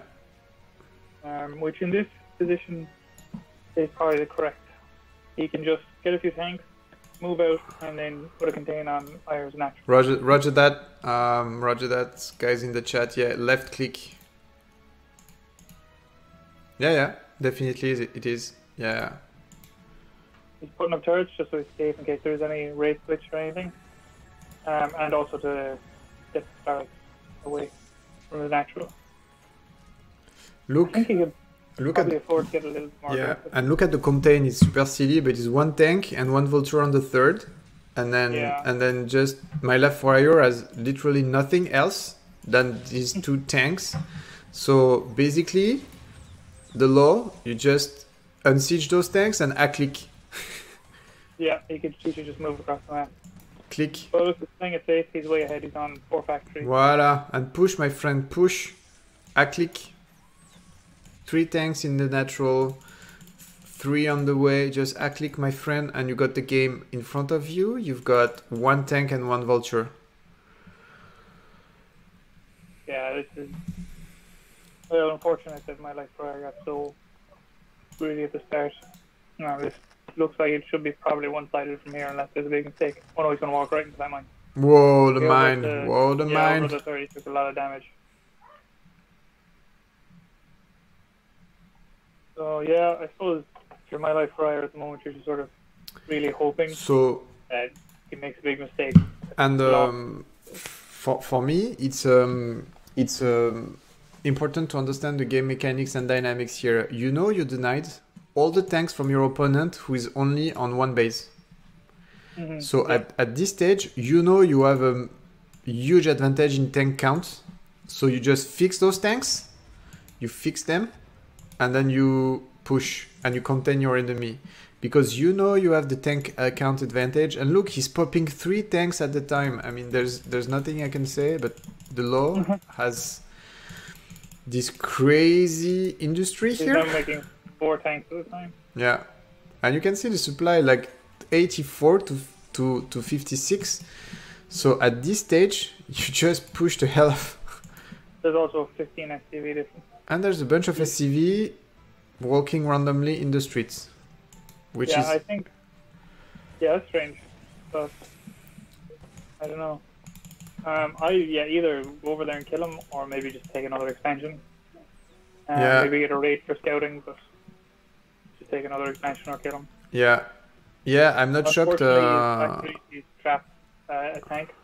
I think now that tank is trapped in there, the other ones will pop out on the other side. Yeah. But it's very annoying. Happens to me all the time. Yeah, you have to give a little space between factories in that configuration. Look, if you look at unit counts, the law, if you continue producing like crazy, you will have so big a tank advantage. Now careful though, because if my life transitions into a race, you're completely naked. Yeah, he's just got the 2 birds in the natural and 1 in the main. Yeah. I think he survived. I think he's got a double armory, so he can just pop out some Goliaths and just deal with any race. But he's taking a 3rd now, which is a good decision. Yeah, and maybe even take a 4th. And then he's trying to push on the 3rd. There's not enough tanks up here, so I think Ire's going to break this. Okay. Yeah, so he's going to get the 3rd, but there's a lot of tanks going to reinforce from the law. Yeah, but you don't want to be in this position because he's going to lose a lot of tanks. Yeah, the supplies are starting to narrow. Yeah, look at the supply difference. Went from 25 plus to 10. So it was a good... I think the trade-off was good. Yeah, no, very good for Ire. But still, he's up against 4... and then we have the push. 4 factories. Yeah, we have the push here. And start the contain, my friend. Yeah, we have the +1 and the +1 on both sides. Oh no, he needs to siege those quickly or move away. Those tanks at the front. Okay, he's got tanks up on the fake high ground. He's bleeding a lot of tanks here. Yeah, he lost way too many tanks. And my life prior, the supply is close again, and my life prior is after getting... He's 10 SCVs behind, but earlier he was like 20. He was 15, 16 SCVs behind earlier. So I think he should have been a bit less greedy with his contain. Maybe start on the fake high ground and start outside the natural, but don't try and move in too close. Yeah, just put up immediate. Actually, he could have... so you don't see my screen, I guess, but he could have just siege at 1/3 up north of the 3rd base and just siege on the 3rd base, and because it's slightly high ground, and then you can just start bombing the main from those high grounds. Yeah. I mean, what he really wants to deny is gas, so he should have just maybe played it a bit safer. But he's still in the lead. He's got his third up quicker. He's got a CV's transferring at the moment, and his third is relatively safe. What could hurt him now is a dropship play from My Life Forever, but I don't see it anyway. He's got a control tower starport, but he isn't pumping any dropships. Yeah, if you look at production, they're all, I don't know. I think from a macro perspective in pumping a lot of units, the law is very robust because it's just kept pumping units. The law put 2 siege tanks on the third. On the third. She'll deny mining for a little while, but it gets cleaned up by tanks and vultures. My Life Forever has a huge bank also. Like tons of gas, tons of minerals. Yeah, armor is for My Life Forever, being +1 in armor. Yeah, but the law is going to have... And the law is already +1, is 1-1. Yeah, he started as +2 weapons, so it's going to be a period where he kills tanks in 2 shots. Yeah. Whereas Ire kills them in 3. But he is marching tanks up like this, and it's not very cost efficient. He should come around, I think, to the natural. Siege up in front of the natural and just leave a few tanks. Lost like 6 tenths for free here. Yeah, he's got a nice early advantage, but he's sort of throwing it away now, unfortunately. Do you see a dropship somewhere? I heard. Oh no, it's race. Okay, it's race. Yeah, he's going 2 ports, and he's throwing down a science facility. Makes sense though. There's only one turret, 2 turrets in the natural. I think it's a bit risky. I think dropships would be safer from here. Give you a bit more mobility, allows you to drop on these tanks outside your third and kill them all. And you can drop vultures into the main.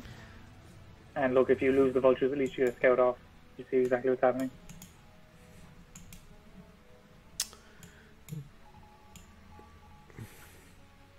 So 3 bays on 3 bays. The law has tons of minerals, and you need those vultures, mate. You need those vultures. You need to protect the tanks. Mine those bases. Deny them.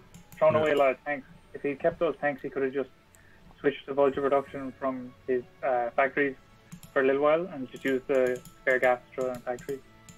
But unfortunately, he just threw some tanks away for nothing.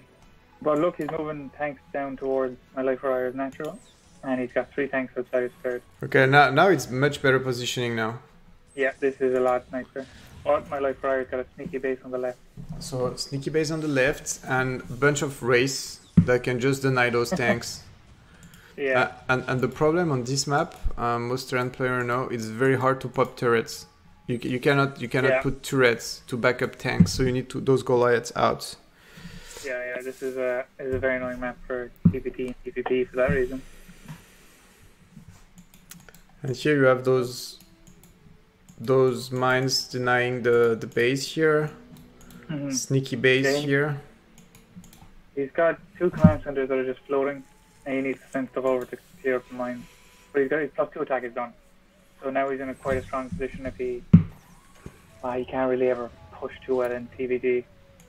But My Life Forever is going nowhere for now. The law, my friend, also needs to put those mines here. You know, he scouted, but didn't put mines.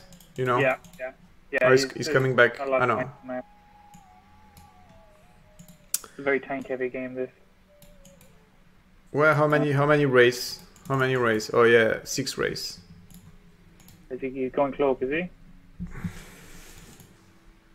And he's getting +1 ship weapons, I think. +1 ship weapon. Yeah, it's almost done. And there's no Goliath, so they'll be able to break this contain, or at least snipe a few tanks before they get moved back. So the law has 2 command centers that are blocked just because of a few mines, and just can and destroy those mines. He's actually got 3 floating command centers, and My Life Forever's got a vulture at the Mineraloni in the northwest. So he started pumping out Goliaths, but cloak. Yeah.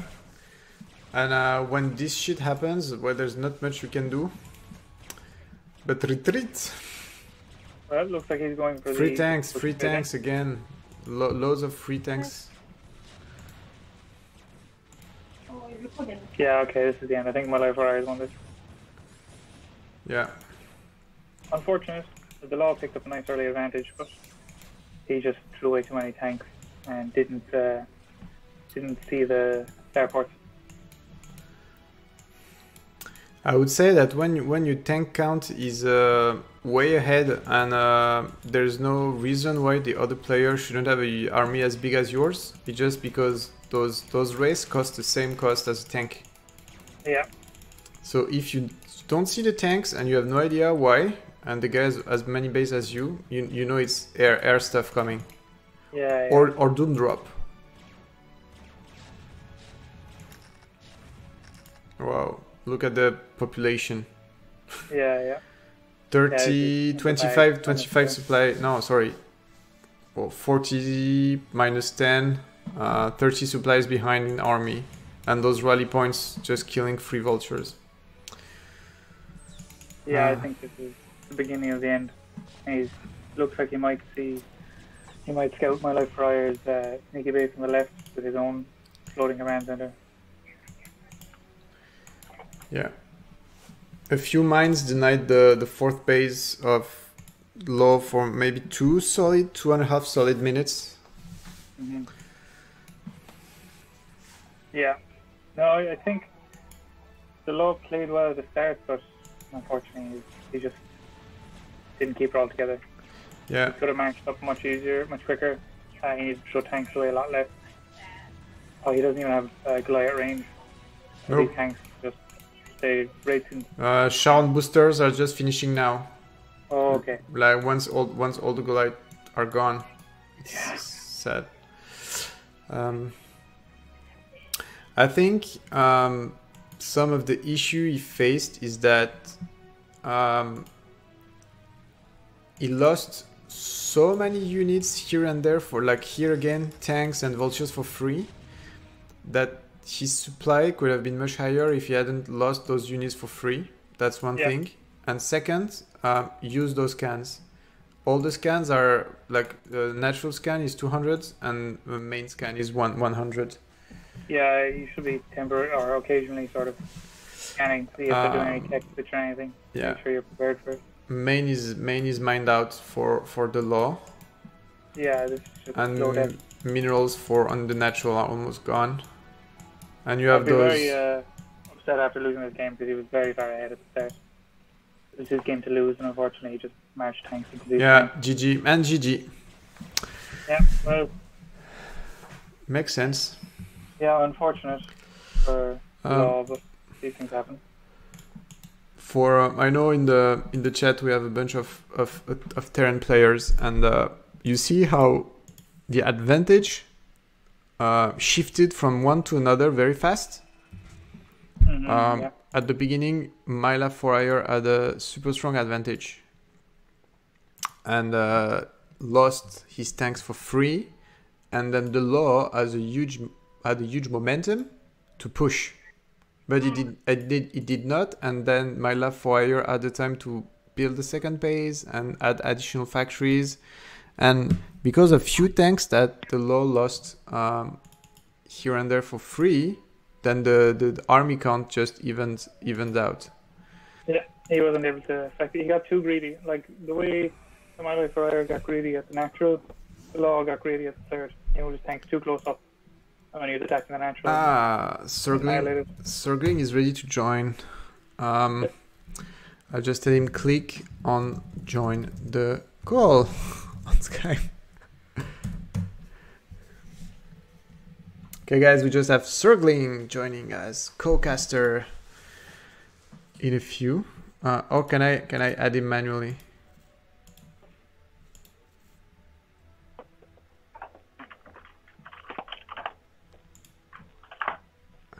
I can add him manually. Hey. What's up? Hey, mate. Yeah, I caught the last game, and then I've seen a little bit of what's going on here. You mind turning off your webcam so that just free some bandwidth on my internet connection. Yeah, cool. Yeah, no problem. Okay, so quick reminder: we have My Life for Hire versus. Hello. Oh, you're versus the law. Yeah. Game is ready. You want to stay, Sans, or you want to say goodbye because you have a social life? No, I'll do this game, and if there's another one, if this is 3 games, then I'll do that. But I'll be back in 1 second. I'm just going to the toilet. Hey. All right, take your time.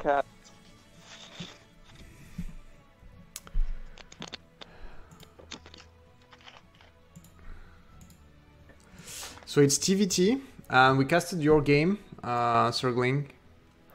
Yes, a little bit there. 2-0 against FS. Yeah. Wait, I think I'm counting my score wrong. Yeah. Okay, got it.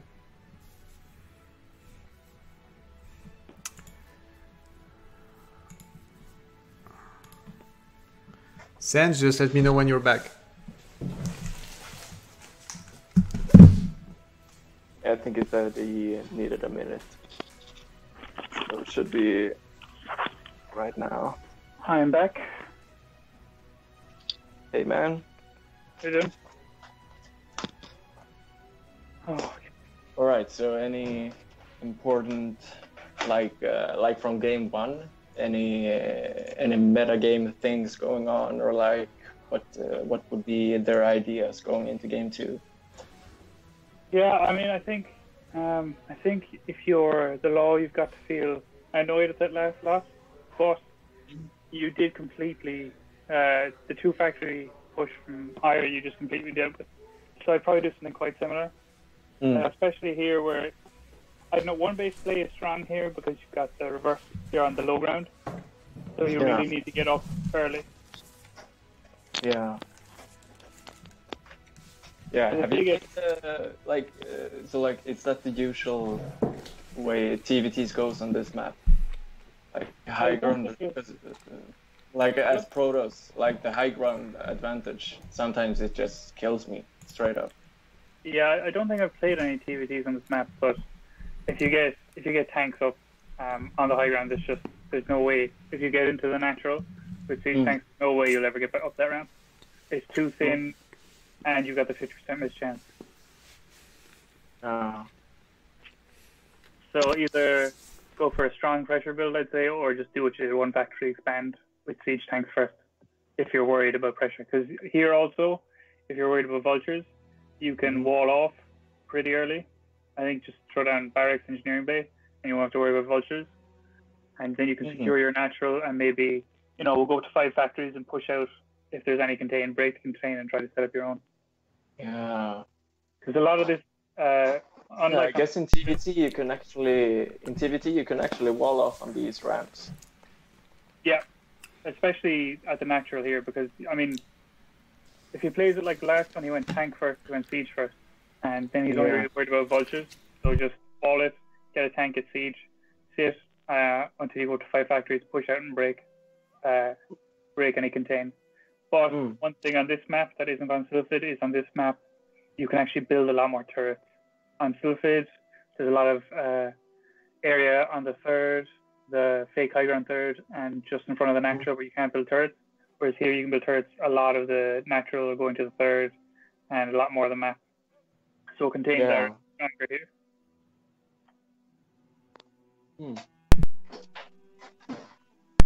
You guys ready, mates? Yep. Yeah.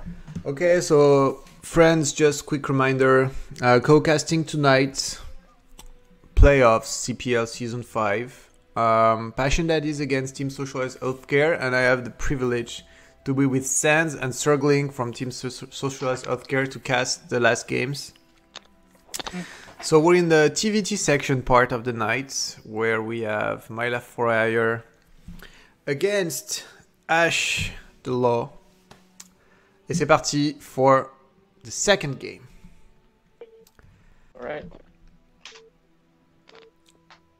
Okay.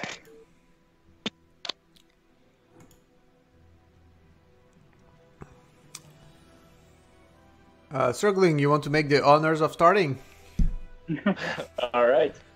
So in the bottom left, we have LDC the law saying GLHF, and my life or I responding with a strong GLF-HF as well from the bottom right. And those were pretty quick GLHFs, like from before the second SCV, I think. Like, Yeah, you need to that's save like that. important for the mental game, like, you know, feeling good I about always- the SCV split and just getting out that GLHF. Yeah, if I'm worried about it, I won't send it until say 7 supply. If I feel like I need to, you know, crush my build SCV button. Yeah. Yeah, that's good. So yeah, we're probably going to see. I don't know. We'll see what we see. I like 2 factory is strong here if you get the high ground, but you know, I don't know if you can hold the high ground with a 1 factory expand. You're way ahead. You're not too worried about vultures here if you wall it off. Naturally, you're going to be worried about you've given up map control, but at this level, I don't know how much map control is going to help you versus, you know, having quicker 5 factories and being able to push through your opponent's tank lines.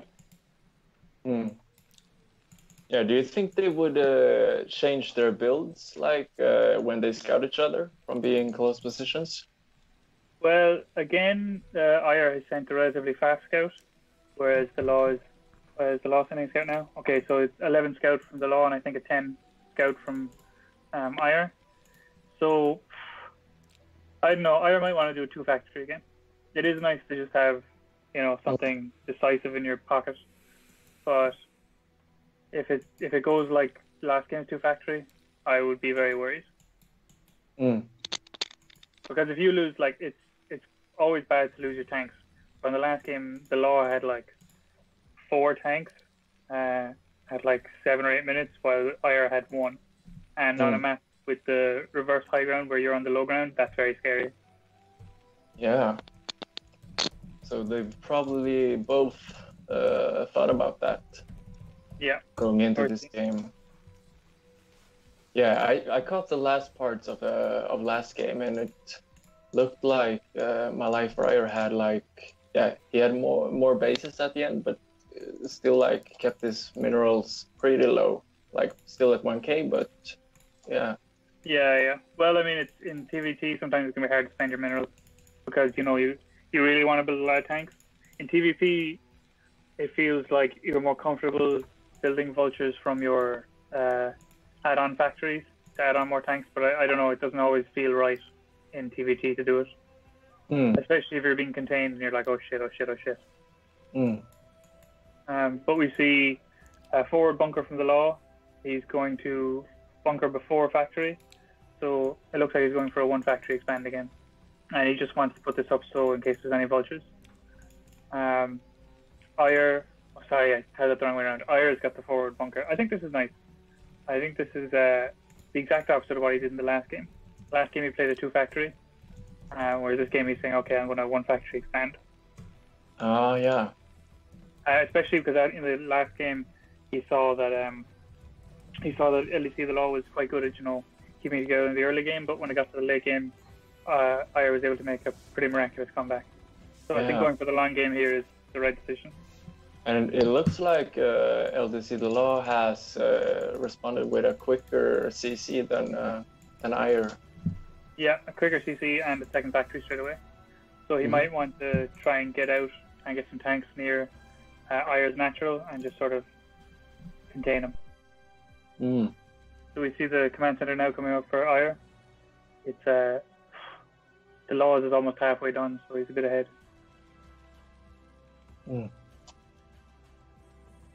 So a tank coming out. I imagine he's going to get siege first and avoid the whole vulture wars thing and just sort of sit around. And IR goes for machine shop before any vultures or so. Yeah. And he's got a starport on the way. So he might be trying to do a vulture drop, or he might be trying to get a quick race, keep the scout up. Yeah. Sneaky. It's a bit brittle because if the law builds an armory, then there's not, if you build a race and you're going to an armory, that's not very good. And like dropships or shuttles or it though. Makes sense though to go for a race. Because last game you saw that the law has no anti-air. So you say, the guy is weak on air, so I just press as much as I can on that. Yeah, but we also saw the law. I probably didn't see it, but the law last game went for quick engineering bay and just put up some safety turrets. So I don't know. We'll see if he repeats the same thing here. Okay, so he's adding on a control tower, so it could be drops or cloak rates. It's rates. I think that's a better decision than drop here. You're playing, 2 base versus 2 base. There's not a lot of space to drop on at the moment. Yeah. So 2 factories versus factory starport. And Ayer's now getting an engineering bay because he's worried he's being. And now he's getting cloak as well. Okay, I think these 2 tanks and the vultures are just gonna steamroll Ayers. He's got siege, right? Yeah. The law's got siege like a quarter of the way done. No. Ayer has the siege, and the law has quarter, like 25% done on siege. Yeah, but if Ayer doesn't siege this tank, he sieges. Yeah, so I think the law should sit here. Yeah, contain. Sit here, wait for his siege. If he gets mines, lay some mines around the outside so that Ayer can't drop out. Yeah. With siege, it would be been a different story for the bunker here. Yeah. With siege, I think he probably could have just run the 2 vultures up, take the first tank shot, and just kill the tank, sieged up, and from there it's a win, I think. But I think he's going to have the same thing happen to him. I feel that. He's going to have a go to rates. Yeah, and I feel that the law failed something because he just dropped an eBay. Okay, good. Well, good for him. Because that'll be a very annoying way to lose your second game. Here you have your tank, 5, how many volts? 4 volts, 2 marines, and reinforcements have arrived. Only 1 tank, just click on the tank. Just click the guy. yeah, just go kill him. Smart. Again, I don't. Yeah. He doesn't have an armory. An armory here would be really nice because in small numbers, Goliaths are quite good against tanks. But look, he's still getting in. Yeah, but the tank in low ground is just gonna make a mayhem. So just take your volts behind the mineral lines and just kill them all. Yeah, I think this is. Yeah, that's probably the best call here. And he has to show the rates here. Oh. And here the tanks are coming as reinforcements, but then you have those rays are just going to clean the mess. Just bring that SCV. Just bring that SCV. So on Eddie, you can build a bunch of towers right in front of the natural. Okay, yeah, look. You guys both play Terran. Like, how does it usually go? Like, to me, it looks a bit greedy, or like it's a risk to go both. You tech to cloak rates and you expand at the same time. It depends what it's worked out here from because the law's armory is very late. Normally, you'd like to see an armory just after your second factory, so you can be safe against any of the shifts, and because in small numbers, Goliaths are quite good against everything. But it looks like the gamble. If you go rates, if you go fast expand into rates and your opponent goes fast expand into vultures, you win most of the time. Right. Win. So it's it's a bit of a coin flip. Yeah. Which is usually what we have to deal with in a best of 3. Yeah. No, I think these races are just gonna win the game. What are the races? They just contain the natural here. And look at the positioning of the towers. So in Eddie, you really need to put those 1 turret here behind the mineral line. Yeah, really down, hogging it. Yeah. And he's got his barracks over the natural, so he can see everything that's coming out. So he has one or two. He has one Goliath now, two Goliaths. Yeah, but look, in front you have 3 tanks, 7 race, Yeah. and then oh, that's a free. Okay, GG. Yeah, fair enough. Fair Yeah, I enough. don't know. Yeah, it still feels like to some extent every TVT can like he can take it to the long game and play for 1 hour and turn it around if he's lucky. Come on, mate. I don't have to have Irish Secret Service on my back. Come on. So the game was over. Yeah. Yeah, Like well, he had turret and he had 3 Goliaths. Like if he stays back, can he be killed? he had more factories than Ire, so I don't think he should have left yet.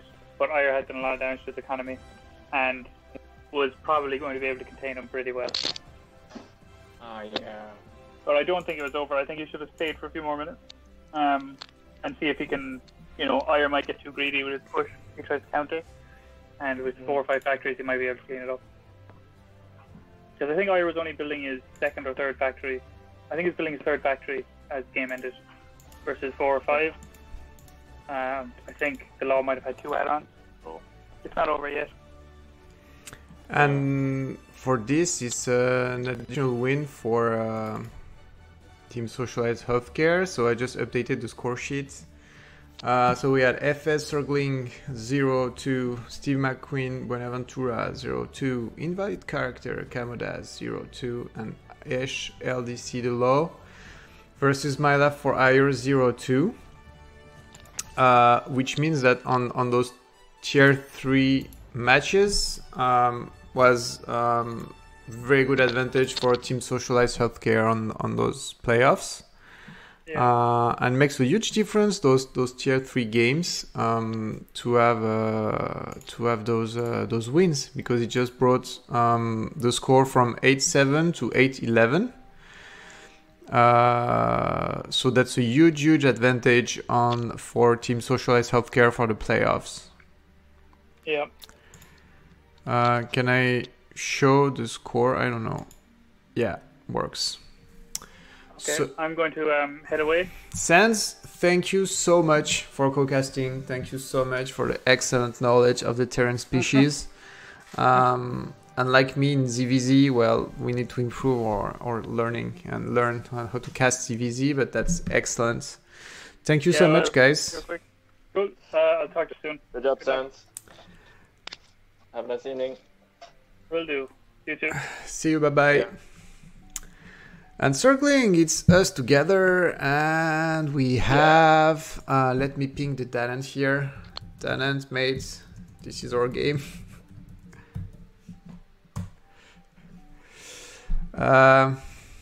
So that's my game, next game. All right. So should we have a pre-game interview with you? We can have a pre-game interview with Danant. Danant, you have Skype? You have Skype. No, it could be fun, you know? Yeah.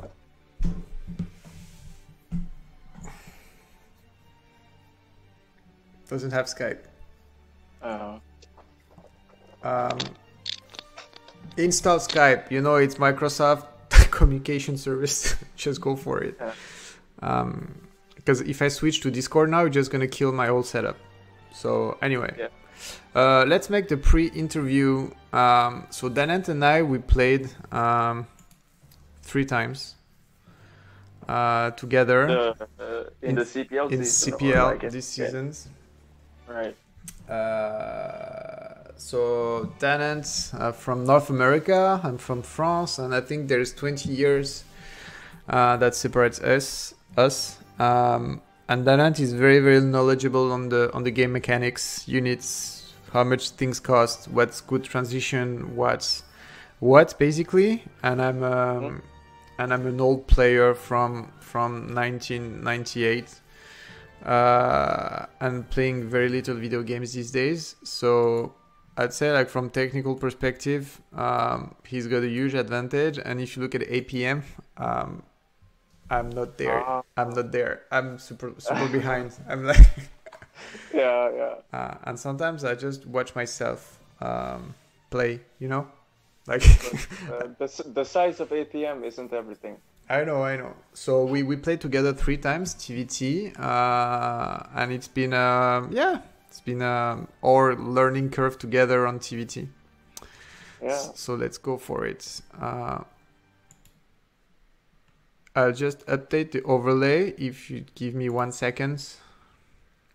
Yeah, no problem, man. I think it's Danant's bracket Rev team. If I remember correctly, the official war name. Yeah, he's from Red. And I am incidentally from Ash. Yeah.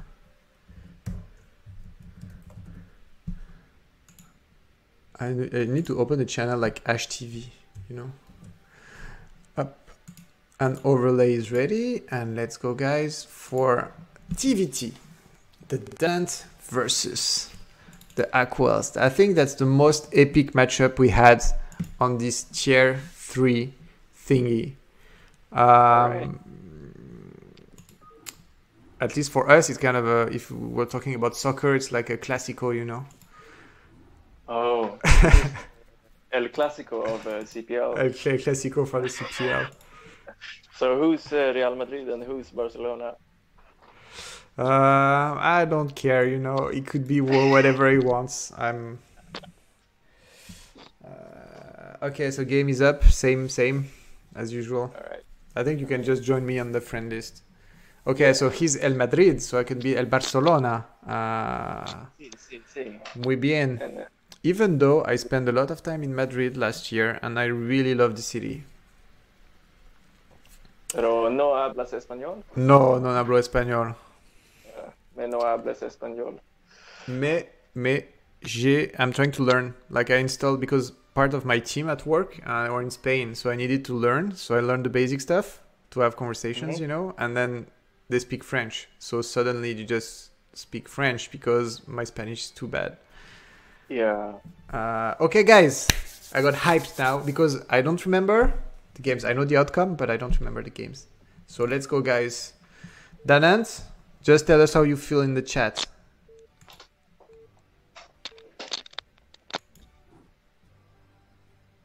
And here it is. On the 12 o'clock position.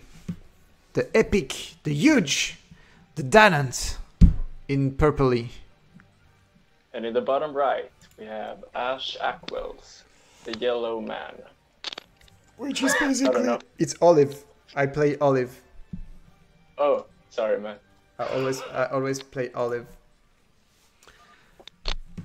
And good response to the GLHF. Those people are really, really good manners. It's extraordinary gentlemen. Yeah, you're even so far. So let's have a look at APM. I learned that I need to push buttons to increase my APM at the beginning of the game, so I did that. Oh yeah, so you can get some good inflation on your APM. Yeah, average. But then I realized that doing that just confuses me, so I stopped. What I do now at the beginning of the games, I just set up F screens, like on the main, on the natural, on the third, and then that's it. Yeah, that's good. I do the same thing. I think it's like, to me, it's a part of like just mentally preparing for where I'm going to place my gateways and so. Yeah. So very similar builds from the two gentlemen, the supply depot, the barracks. I would say so far so good, like almost copycats of one another. Yeah.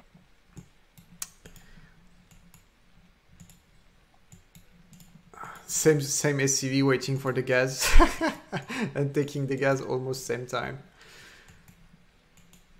So Yeah, there's a big difference so far. no, well, I think copyright strike What copyright strike? What do you mean? Strike did that? Like leaving the SCV next to the refinery to make it faster at the center?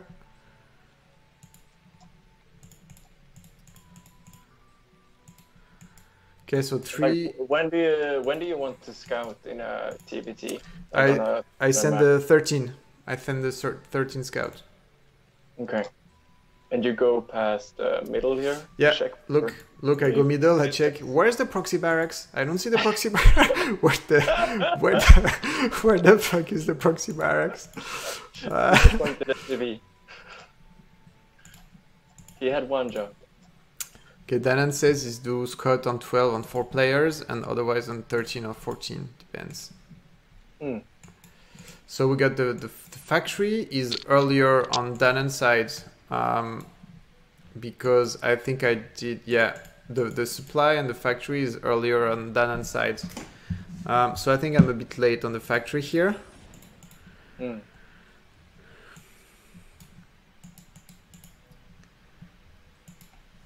Yeah, I'm late on the facto. I'm late on supply also. I'm late on SCVs also. And that looks like maybe... I'm late, solid 20 seconds actually. 20 seconds? Yeah. Okay. So he's gonna drop his... super tight timing push based on that. Yeah. Yeah. Yeah, he dropped, look, he drops his natural way before me. I think he's mining only on 1 SCV on gas. And I think I stop 3 SCV and then put them back on gas to build the command center. So all in all, the build is very, very similar.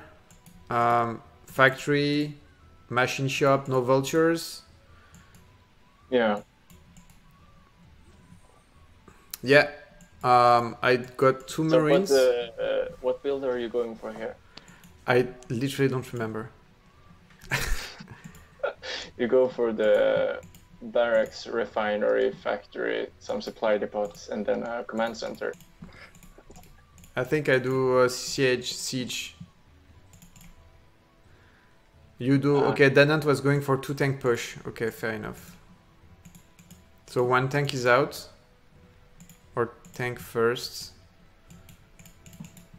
I don't remember. It's not because I played so much of StarCraft, but so many things going on, I don't remember my games. So it's good, a lot of suspense. What is the Olive Terran player doing? I have no idea. Who is this Olive man? I messed up though. Why do you say you messed up? Your head and SCV, so from macro SCV, your head.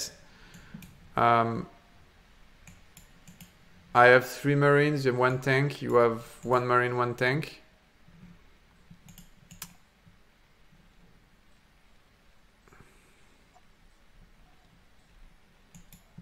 You both have a siege tech here. Yeah.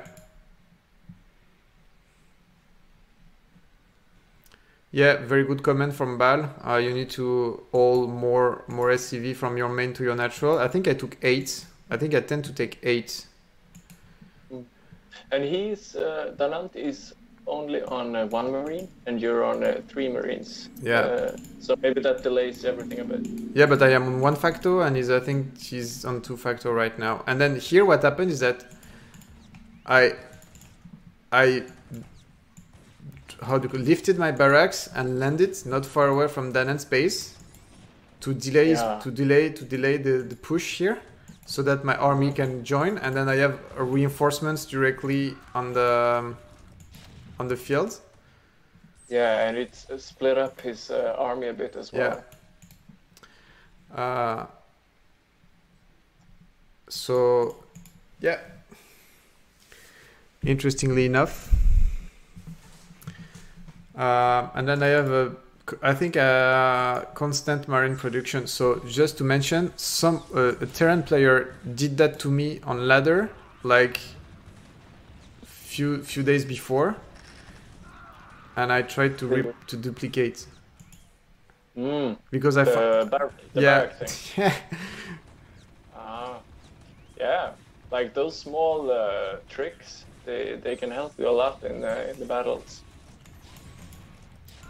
And then I just Now see... the barracks is gone. Yeah, the barrack is gone. And then here I have my 2 tanks, and this vulture is coming as reinforcements. Boom. Oh, so you're slightly winning from the battle. Yeah.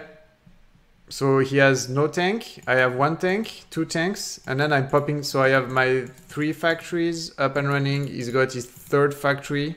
So here I got the I was late here. What's terrible and is the SCV count on my part, because Danant has a very robust economy now, and mine is a bit weak because I tend to focus too much on the fight and forgot to manufacture those SCV. So if you look at my SCV count, and I realized I was late on SCV. Well, so I started popping SCVs like crazy after that. In a long game from here, Danant is ahead, but your army is ahead. Yeah, and so I made a far away contain here because I was afraid to push too hard because I knew he had 2 facto. I didn't saw the 3rd, and I thought he had already 3 tanks. And if I scouted better, I could have just rolled on the base in the base. Look, there's 1 tank. I have 3 plus 4, 5 volts. Yeah. By the way, I have to ask, he had his barracks landed over your command center. Yeah. Did you have your CC on? Of course. just making sure. Of course. Yeah. I always make. I think command center main is control 3. Command center natural is control 4. Yeah. Then I have army 1 and army on 1 and 2. Then I have F, so that I can reach out my factories fast. Oh yeah. And you're taking your 3rd here. Yeah. Your 3rd is already up from this positional advantage here. Yeah. And now I was afraid that there was some sneaky base somewhere. So I just sent the vulture. I've seen a lot of your games this season to help Aquas with TVT and generally have the production issue despite the solid echo. So basically, Danant, we watch the replays of your games, basically to prep, and loads of the time, you're just way ahead of me from a macro perspective, but the production is low.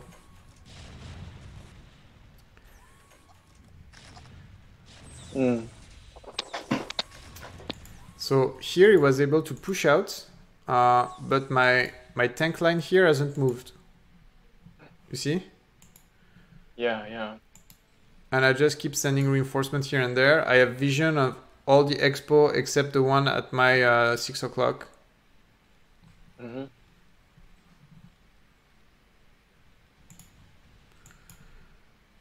And from the economical perspective, I'm just 3 base, good, solid, robust. And what I was afraid of at some point is the race. So I put the turrets and the Goliaths. So if you look at Danant right now, he's got 1, 2, 3, 4, 5 tanks, 3 volts. Yeah. And a dropship coming out now. 2, 3, yeah. He's got a dropship coming in, but I saw him. Yeah. I saw him. He has to do some damage. Okay, so you saw it already. I saw it. And then so right now I'm on 3 base. My army count is lower. But I just have this small contain here, that prevents him for taking the 3rd. And then I just trying to get some map view on all other bases to see if I'm behind or not. Yeah. And you're you have some good turns placement for a draw. Yeah. And then what I'm terrible at is that you see the run by of those vultures here, because I have a huge gap, no map control whatsoever on 6 o'clock. So this run by is very good, but what I would have done is just kill those SCVs. Yeah, that would have been like after killing the. Okay, you have a raid, so it wouldn't matter. Yeah, you should have gone for the SCVs there. Yeah, Okay. and look here, you have the drop, but got caught by this turret. Gets a good mine out. Yeah. So if you look at my army positioning here, it's very bad because I'm continuing here, but I'm not building a proper line to defend the line between the 1 o'clock and the 7 o'clock, basically. Yeah. So there's a huge opportunity to go through the third and go around me. And if you look at the army count, he's ahead. So he's ahead. No, it's even, let's say more or less. So 1, 2, 3, 4, 5, and he's got the +1, and I have the +1, and he's going for +2.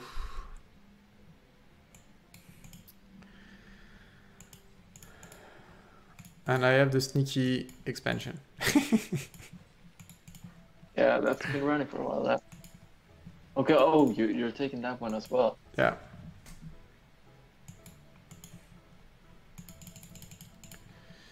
So, yeah, I think your contain position is perfect for holding like a straightforward push, but like you say, like it could be flanked. yeah, but he has to go all around me, and if he removes too much of his army, I can just click into the natural also. Yeah, that's the risk.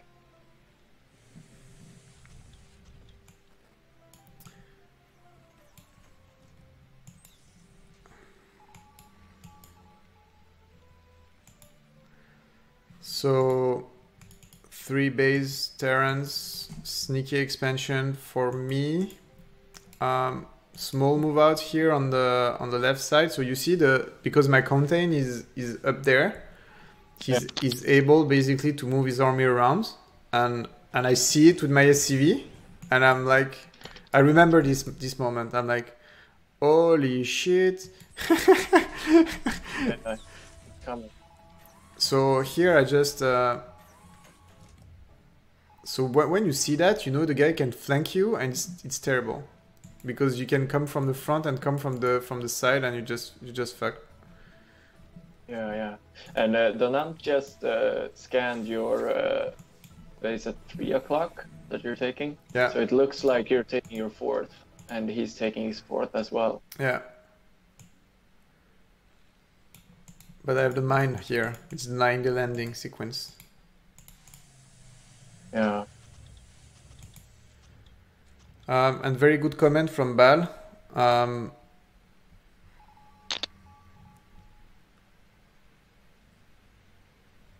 The army-wise, I'm way behind. But your positions are good. Yeah, but still. And then here you have this solo tank, like, hey. And I'm moving a part of my, so here I moved part of my blockade to face his, so that I don't want to be overwhelmed anymore from this side. So I just put my turrets, bunch of tanks, Goliaths. And if you look from that perspective, Danant has 1, 2, 3, 4, 5, 6, 7 factories. I have 1, 2, 3, 4, 5, 6, 7, 8. I have 8, I have 1 more. And I'm just trying to take like this line that's virtually invisible from 2 o'clock to 7-ish. Yeah. Like splitting the map here. You see the map? So I have more base. Like I have more base. Yeah. That's a favorable split, yeah. And he's on 2-0 and you're on 1-1. Yeah. Great. No, you're a 1-2 now. So you're ahead there. And I just had the 1-2 just right now. Yeah.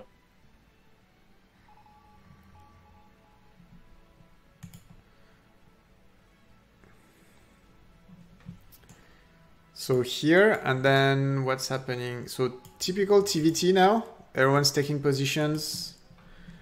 And if we were better player, I guess, more skills, we can start playing the drop game, like with the drop ship, bunch of vultures. Yeah. Because all of us we're low on Goliaths and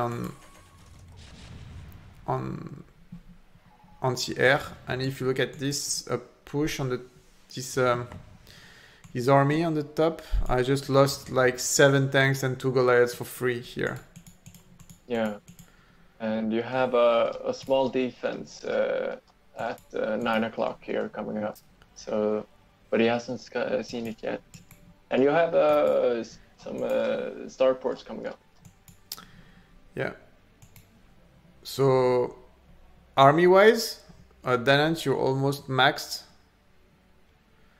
Yeah. And I am not maxed at all. But I just have very good position, so I'm able to hold on bigger armies. Mm. And then gas-wise, I am short on gas. So that's typically what happens. So I should be popping tons of vultures now. And putting turrets everywhere, because he can look at the pile of cash. He can transition to battle cruiser super fast and then just roll over my face. Yeah. And I failed the drop on the 11 o'clock. Yeah, he threw up a small drop with tanks there early on.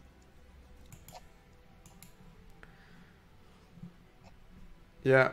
This fourth base, tons of turrets. I'm not able to take it down. The base layout is excellent on Danon's side. You can produce loads. It's good. Yeah, it just needs more factories. And here you can hear the scans. Searching for the bases. Yeah. Still hasn't seen bottom left. Well. Yeah. True. That's a good TVT. I love TVT. I hated it before, but now I start to like it. Because now he's maxed. Yeah, and you're pumping some raids. Yeah. And so I'm maxed, he's not. So he should just sacrifice. His bank is huge. Just push me and force me to remake stuff. Because I'm so low on gas right now, and I need to understand why I'm low on gas, because I might be not mining.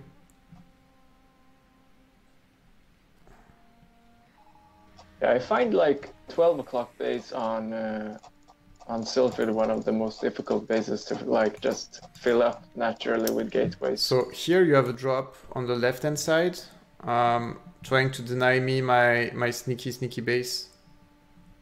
Yeah. And then there's a drop in the natural of the sneaky base. And meanwhile, I'm just building my race army. Yeah. And I must say that the game is happening here. Like the game, the battle of position is just happening here on those bases.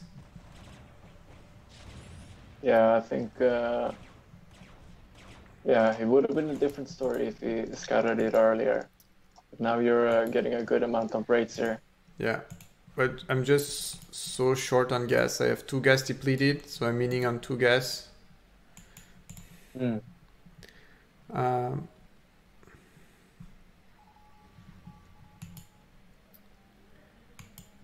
So all in all, very classic TVT. Even though we lack a lot of skills, like here, a good dropship full of vultures and a click with the tanks would just deny this hold here. And Danant is the Bank of America with 10,000 minerals. And you know what, Danant?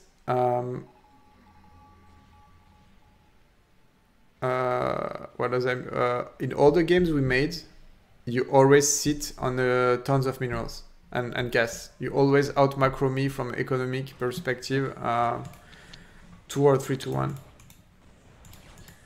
Yeah, he still has a really strong SCV lead.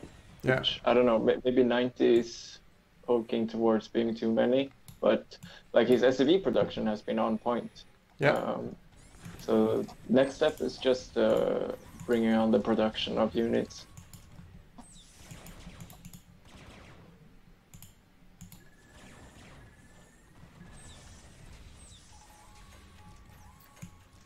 Base-wise, I'm taking the mineral one. He's on 1, 2, 3, 4 base. I'm on 5 base and the main. And then I just push. I just push his left side here. Yes. And he's on 3-0, I guess, and I am 2-2 from upgrade. Mm-hmm. And then yeah, from supply perspective, voila. And then I'm taking positions here to deny access to this natural again. Natural of the second main. And here is sacking some SCVs. Yeah. And I think I'm gonna lose the tank. I'm not sure. Probably. SCVs are like the strongest unit in the game. I think they buy the numbers, you know. I think I lost so many tanks to those SCVs.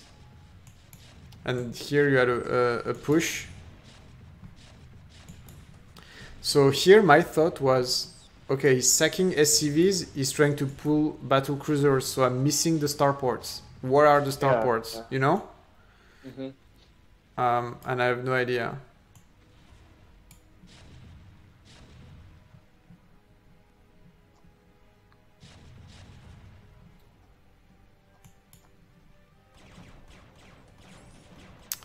And that's very true that it's not possible for the Terran to hold everywhere. So basically, I lost on the right side, I've lost the contain, you know? So if he pushes there, he can just like go and reach my fourth base, actually, the 3 o'clock, easy peasy. And instead, I just had the time to send reinforcements and establish a quick blockade again.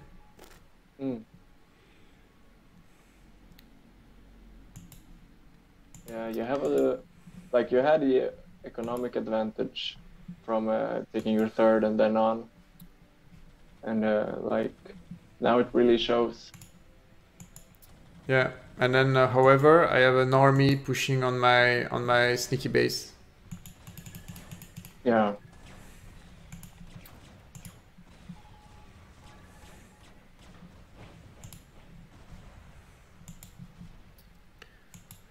And see, because of all his push and his economy is so huge, my contain is a cheese.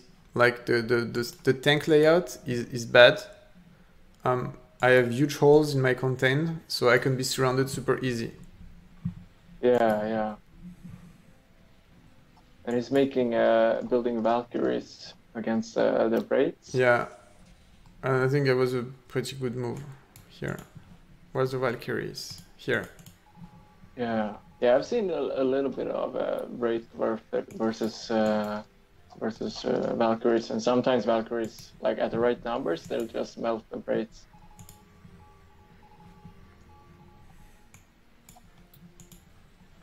What do you think about in this situation when you're banking a lot of money? Would you say it's the right answer is just okay? Let's just take a moment and then produce 10 more factories and I don't know, go for massive vulture drops or what do you do best with the money here? Normalement, take more base, more production capabilities. Yes. But look, what I was trying to do here is build lines to surround him. I don't have a lot of money though. I had minerals but no gas for a long while. Yeah. And with this, as long as the contain holds, then it doesn't really matter. Yes and no, because he has on those bases, he could quickly transition into mass battle cruiser and destroy me. But here come the raids. And here I just wanted to see what's come out of the. I wanted to see what's coming out of this starport.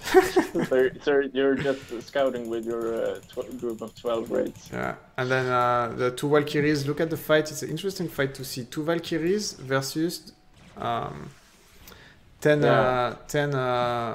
race. Just look at each other from a distance.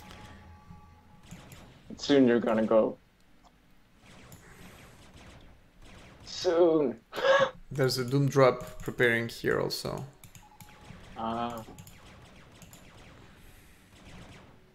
So why am I destroying those supplies? Again, I was in the idea of searching for those battle cruisers. Yeah.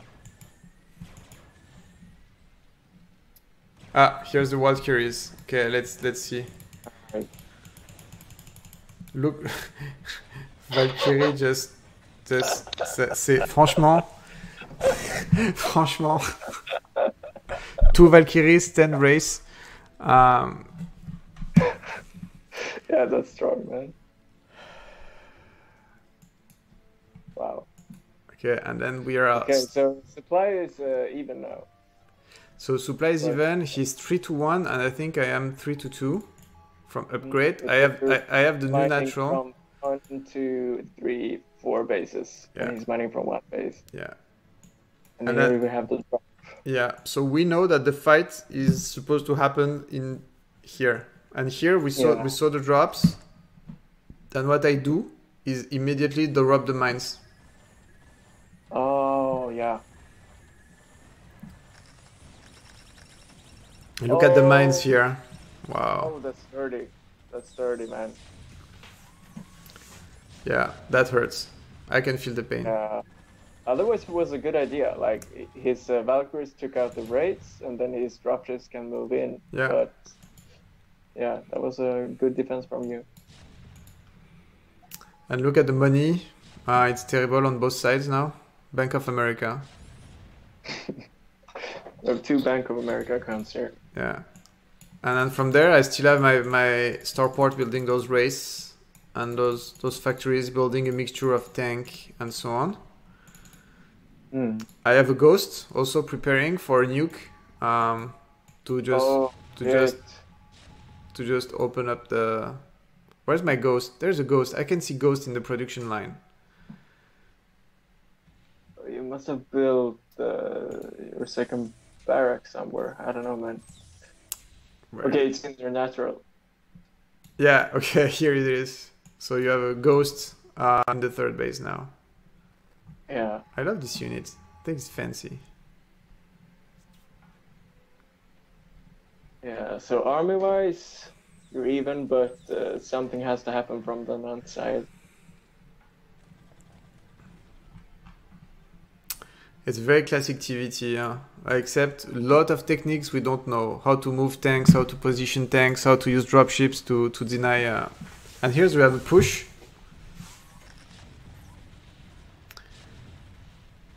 And you're on 3-2, and he's on 3-1. Yeah. And then it's finished. Those turrets from early on, they paid off. Yeah, okay, lol. Yeah. But economically, he's got tons of money. He's mining on 1 base. Yeah. And you're researching ocular implants. Well, you know, at some point you need to troll. So you just make ocular implant and somewhere you put the nuke. I think on the natural you have the nuke. Ah, yeah. Yeah, the nuke has a huge range, right?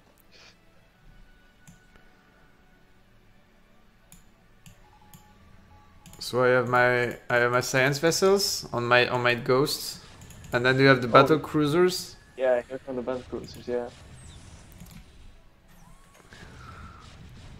Yeah.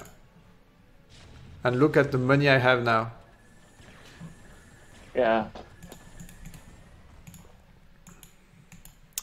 And lesson I learned: press hold button on your Goliaths, otherwise you just go and die on the tanks. Yeah. So now I just have the main, the natural of the main at 9 o'clock, minerals. I have 2 available base that I should have taken actually. I did not, and maybe I could have a better transition if he came up with more units.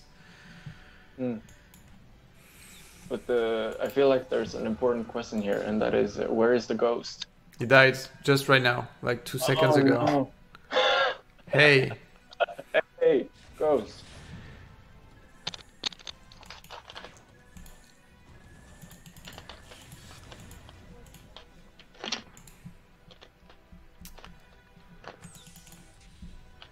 Yeah, that died.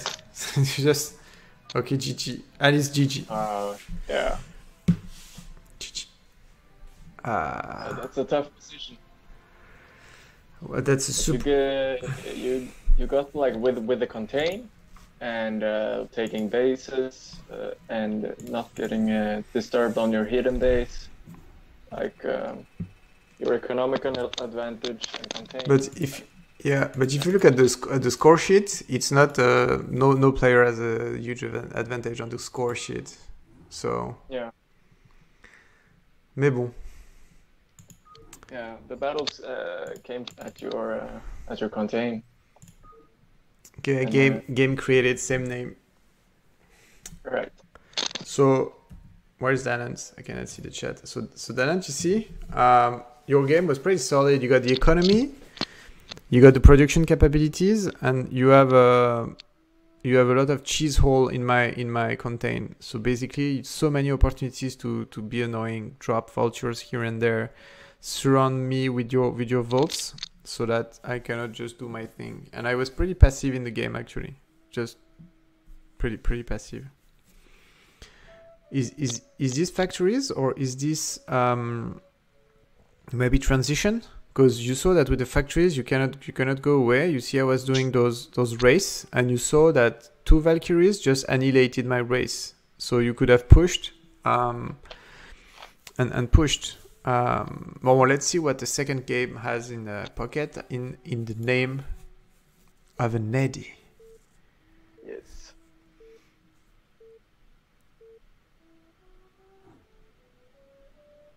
All right. Oh, wait. I forgot the overlay.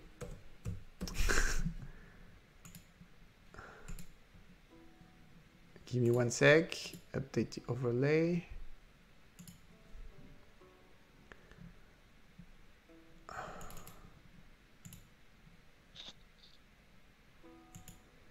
And here we go.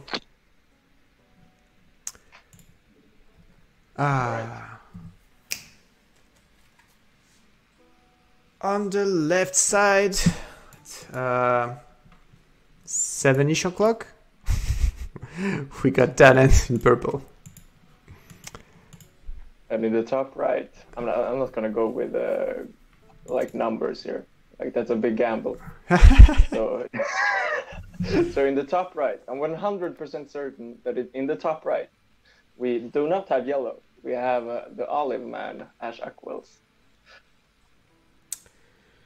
I know, olive is a good color. So let's have a look at what's happening here. So we have a ultra early scout from Danant. I think it's 7. Is it to scout or is it to build? Je sais pas. No sé, señor. El SV voy a un barraca. ¿Dónde está el SCV? Oh, proxy, ok. Close up barracks. Ok, fair enough. ¿Dónde está el SCV? El SCV está el proxy, tu vois. The Swedish man and the Frenchman is going to do this in Spanish from the rest of the cast. Yeah, but it's good because we have Latin America games these days. Oh, that's true. Yeah. I wish I joined. Met a Chilean guy from Chile the other day on the ladder. It was a very, very nice guy. I mean, he just bad-mannered me in the game and so on, like proxy stuff. But then we talk and then we played a couple of games after training. He was a very nice guy. Nice. So 2 proxies. Barracks supply. So it's a interesting play. And what will your scout see? It's 13 scout. Yeah, I went to super classic on this one. The barracks, and then the enemy units. And then why I see him coming right now, I say, that guy is not coming from just like south position. He just went all across the map into my base. Did you see where it came from? No, but my scouts went straight south and there's nothing. Yeah. And his SCV came like a few seconds after mine left. So in my head, I'm like, what the fuck is going on? Okay, so 2 Marines and an SCV walk into a bar. Let's see what happens. You're on 2 Marines as well? Yeah. And so the bunker. Oh, free shot. Run! Run, my man! In the bar. And then, okay, I killed that SCV like 3 seconds after the bunkie is finished.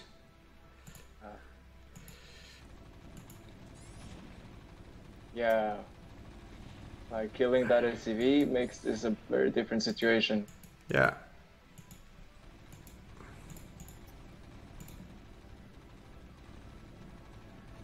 And you have gas in the factory and he does not here. So he has to move.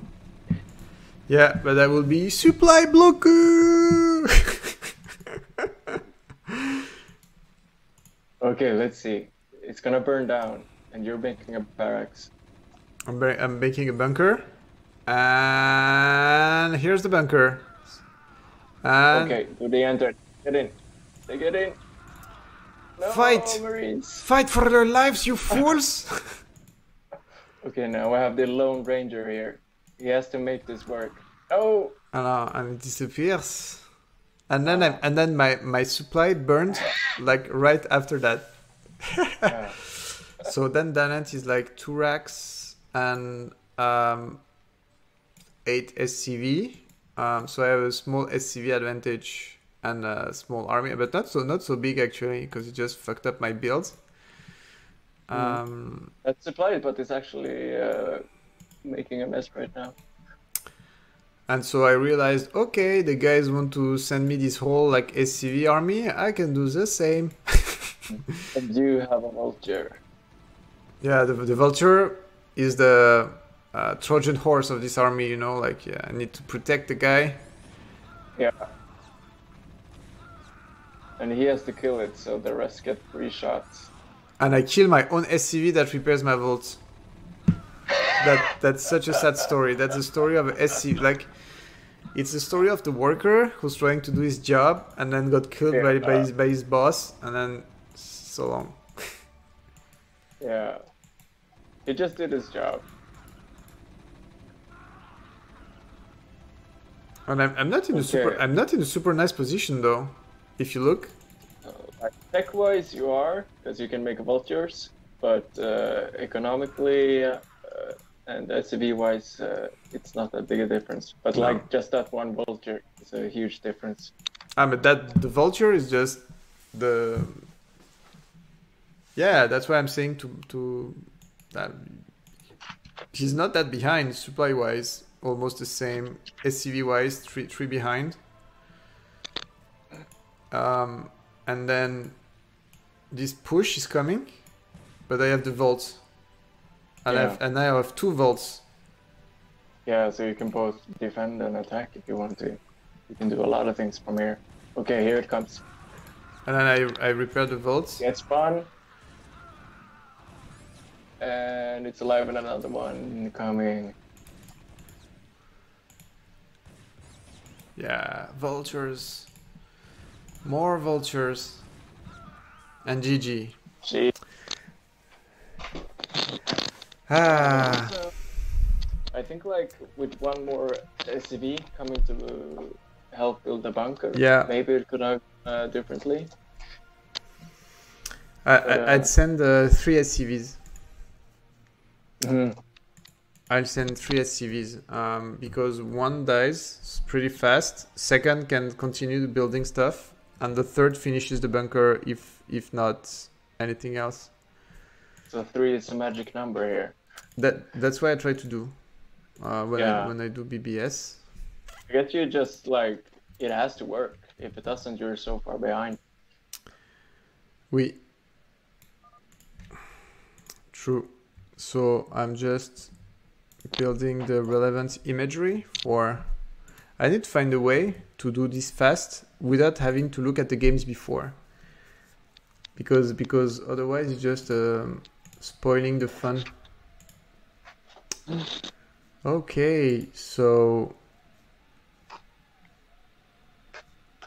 if I click here, we have the score for Passion Daddies versus Team Socialized Healthcare. So it's 8-12. So at the beginning of the cast, we were 7-8, and then all the tier 3 matchups went in favor of TSH.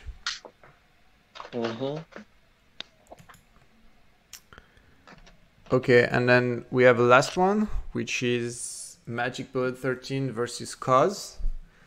And we're waiting for... Hey, Bal, you want to join the Skype call? The problem being, my friend, is that Cause hasn't sent me his replays. Yeah, apparently, like, he changed computers, so... Hello. Hello, my friends. How's it going? Man, Hey, man. Nice cat. not too Nice bad. game. So no lag, no problems, no nothing? Yeah, everything looks fine. I mean, I'm in the menu, so you know. But Of course. But and you cannot hear the music because I was playing Civilization 6 music all the way, and no one can hear it, so it's a bit sad. I could hear it in the beginning, I think. yeah, but then it kind of died. So where's Cause? Bal, were you able to talk to some Passion Daddies representatives to see if they have the games in their folder?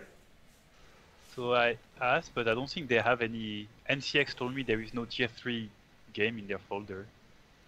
Ah, d'accord. So does Cause have the game? No, Cause is Switch computers, so we don't have the games, and Butterfly doesn't have the games either. Okay. Should we, like, call in one of the players and ask him what happened? Then they can draw it.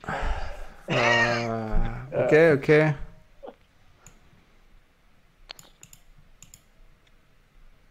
Yeah. So it's looking pretty dark to get to see the last game here. No. I'm checking, I'm asking, I'm on Discord.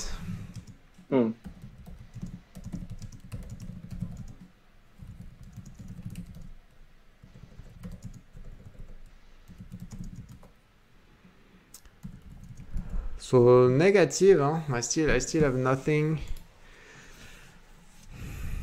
Let me check. Cause he's not there because I know he's working or he's sleeping. I don't know exactly. I think his time zone is he's not from Europe, right? It's American. Yeah. He's our only American, except for Ball, but. Bal is the French just, North American. It's okay. That's very lit. And I'm in Yeah. Canada, so we also have healthcare. Ah, yeah. Yeah. So I thought Cause would be able to send it to me today, but not possible. So sad. If they play maybe another week, maybe we can have like their game before, maybe not. I don't know. I check. But I think the idea was to cast the... Yeah, I guess. But... I search.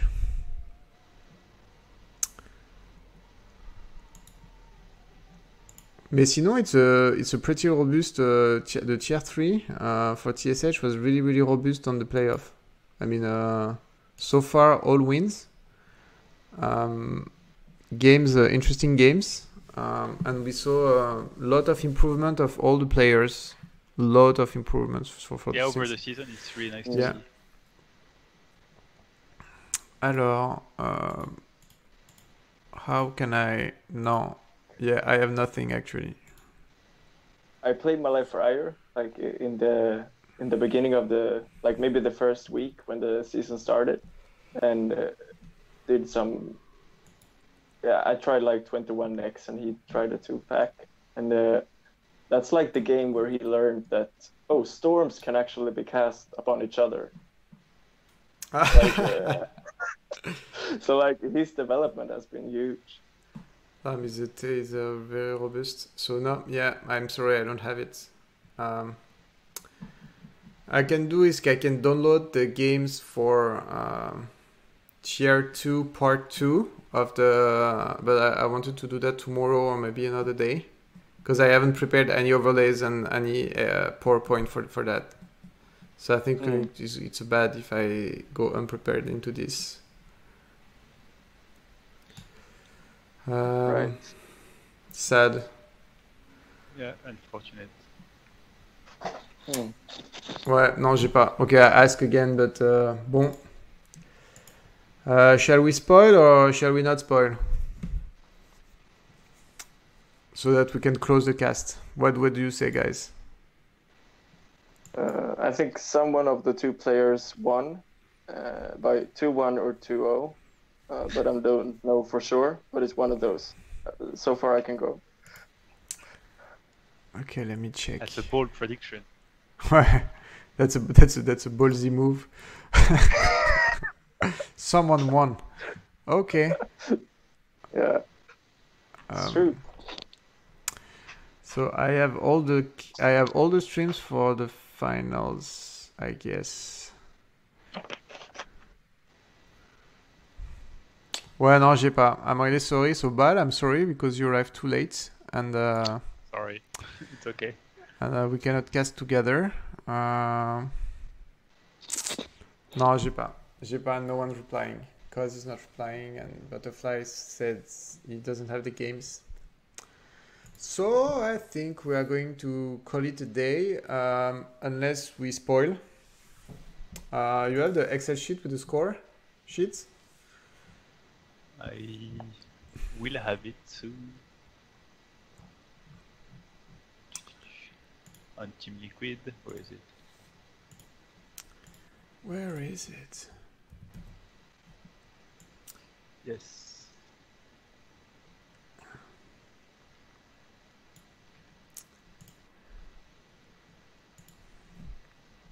This is the worst formatting ever.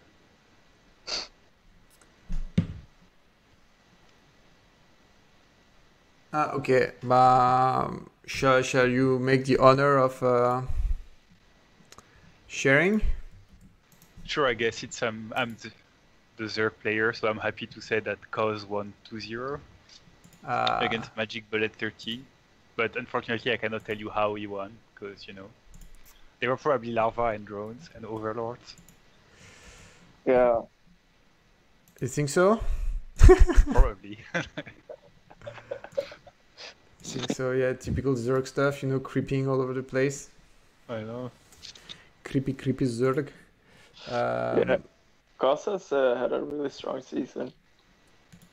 Yeah, he's played very well, even in the tier tournaments as well. So if we look at the score, 0-2 TSH, and that's extraordinary because on the semifinals, Tier 3 from TSH won all their games. Yeah, clearly carried us. And Tier on the 2-0 on the BO3, so it's amazing. So if you look at the score, that I'll pass by. So either we do it ourselves, or either I pass it to another caster for Tier 2 other half of the games. Let me check. Do you have the list of who played the semifinals? Tier 2, they said second half of what's on Team Liquid. What does that mean? I think the game that they casted went from Martial. So Martial, Own Gas, and then Inkjet Printer versus Yellow Fox Bat. Gomtas versus Y2 Kid, Okay. and Sostos versus Zakram, and I think Cine versus Flash as well. So the remaining games are Worst T21 versus Mech, Theseus versus Mr. Wizard, me versus Agrel, and Stainol versus NCX. So it's 4 games? Yeah, I think it's 4 games. It's 1 PvP, 1 ZVZ, and 2 TVP. You feel like casting until midnight? I don't mind casting, but I don't know if the game... it's also only 5 PM for me, so... Yeah, but I was like, no, you know what? Let's do it tomorrow or Sunday, you know? Okay, sure. Also see with the other caster so that we don't overlap with what they wanted to do. No, it's we have opportunity here. Okay. Okay, so people, first, thank you to Sans, Surgling, and Bal for joining this co-casting, even though Bal didn't have the opportunity to cast. He did a really good job on telling the score on Cos versus Magic Bullet, though. Thank you. Yeah, it meant a lot for me. Moreover, it would have been the French accent frenzy game, you know? Like, hey, so look at this, he's doing the SCV, and then look at there, he's doing the there, you know? Like, very good production. Very good production. Anyway, so thank you everyone for watching. If you liked the cast and you want more, we'll do more TSH team casts for stuff. We'll try to do some internal tournament we had at TSH very soon. We only cast the final rows because otherwise it's been thousands of matches, so we won't do all. So we have that coming up. And then if you have suggestions and so on, so that we can improve the cast and so on, just put it on the chat comments. Maybe more music, less music, I don't know. More accent, maybe Spanish version of it. I'm super open to everything. So thanks for watching. Congrats to all the players, to Passion Daddies guys from Team Socialized Healthcare on Tier 3. And again, bravo, because the improvement from since pre-seasons till the semi is huge for all the players. Thank you guys. Bye-bye. Bye. Bye-bye.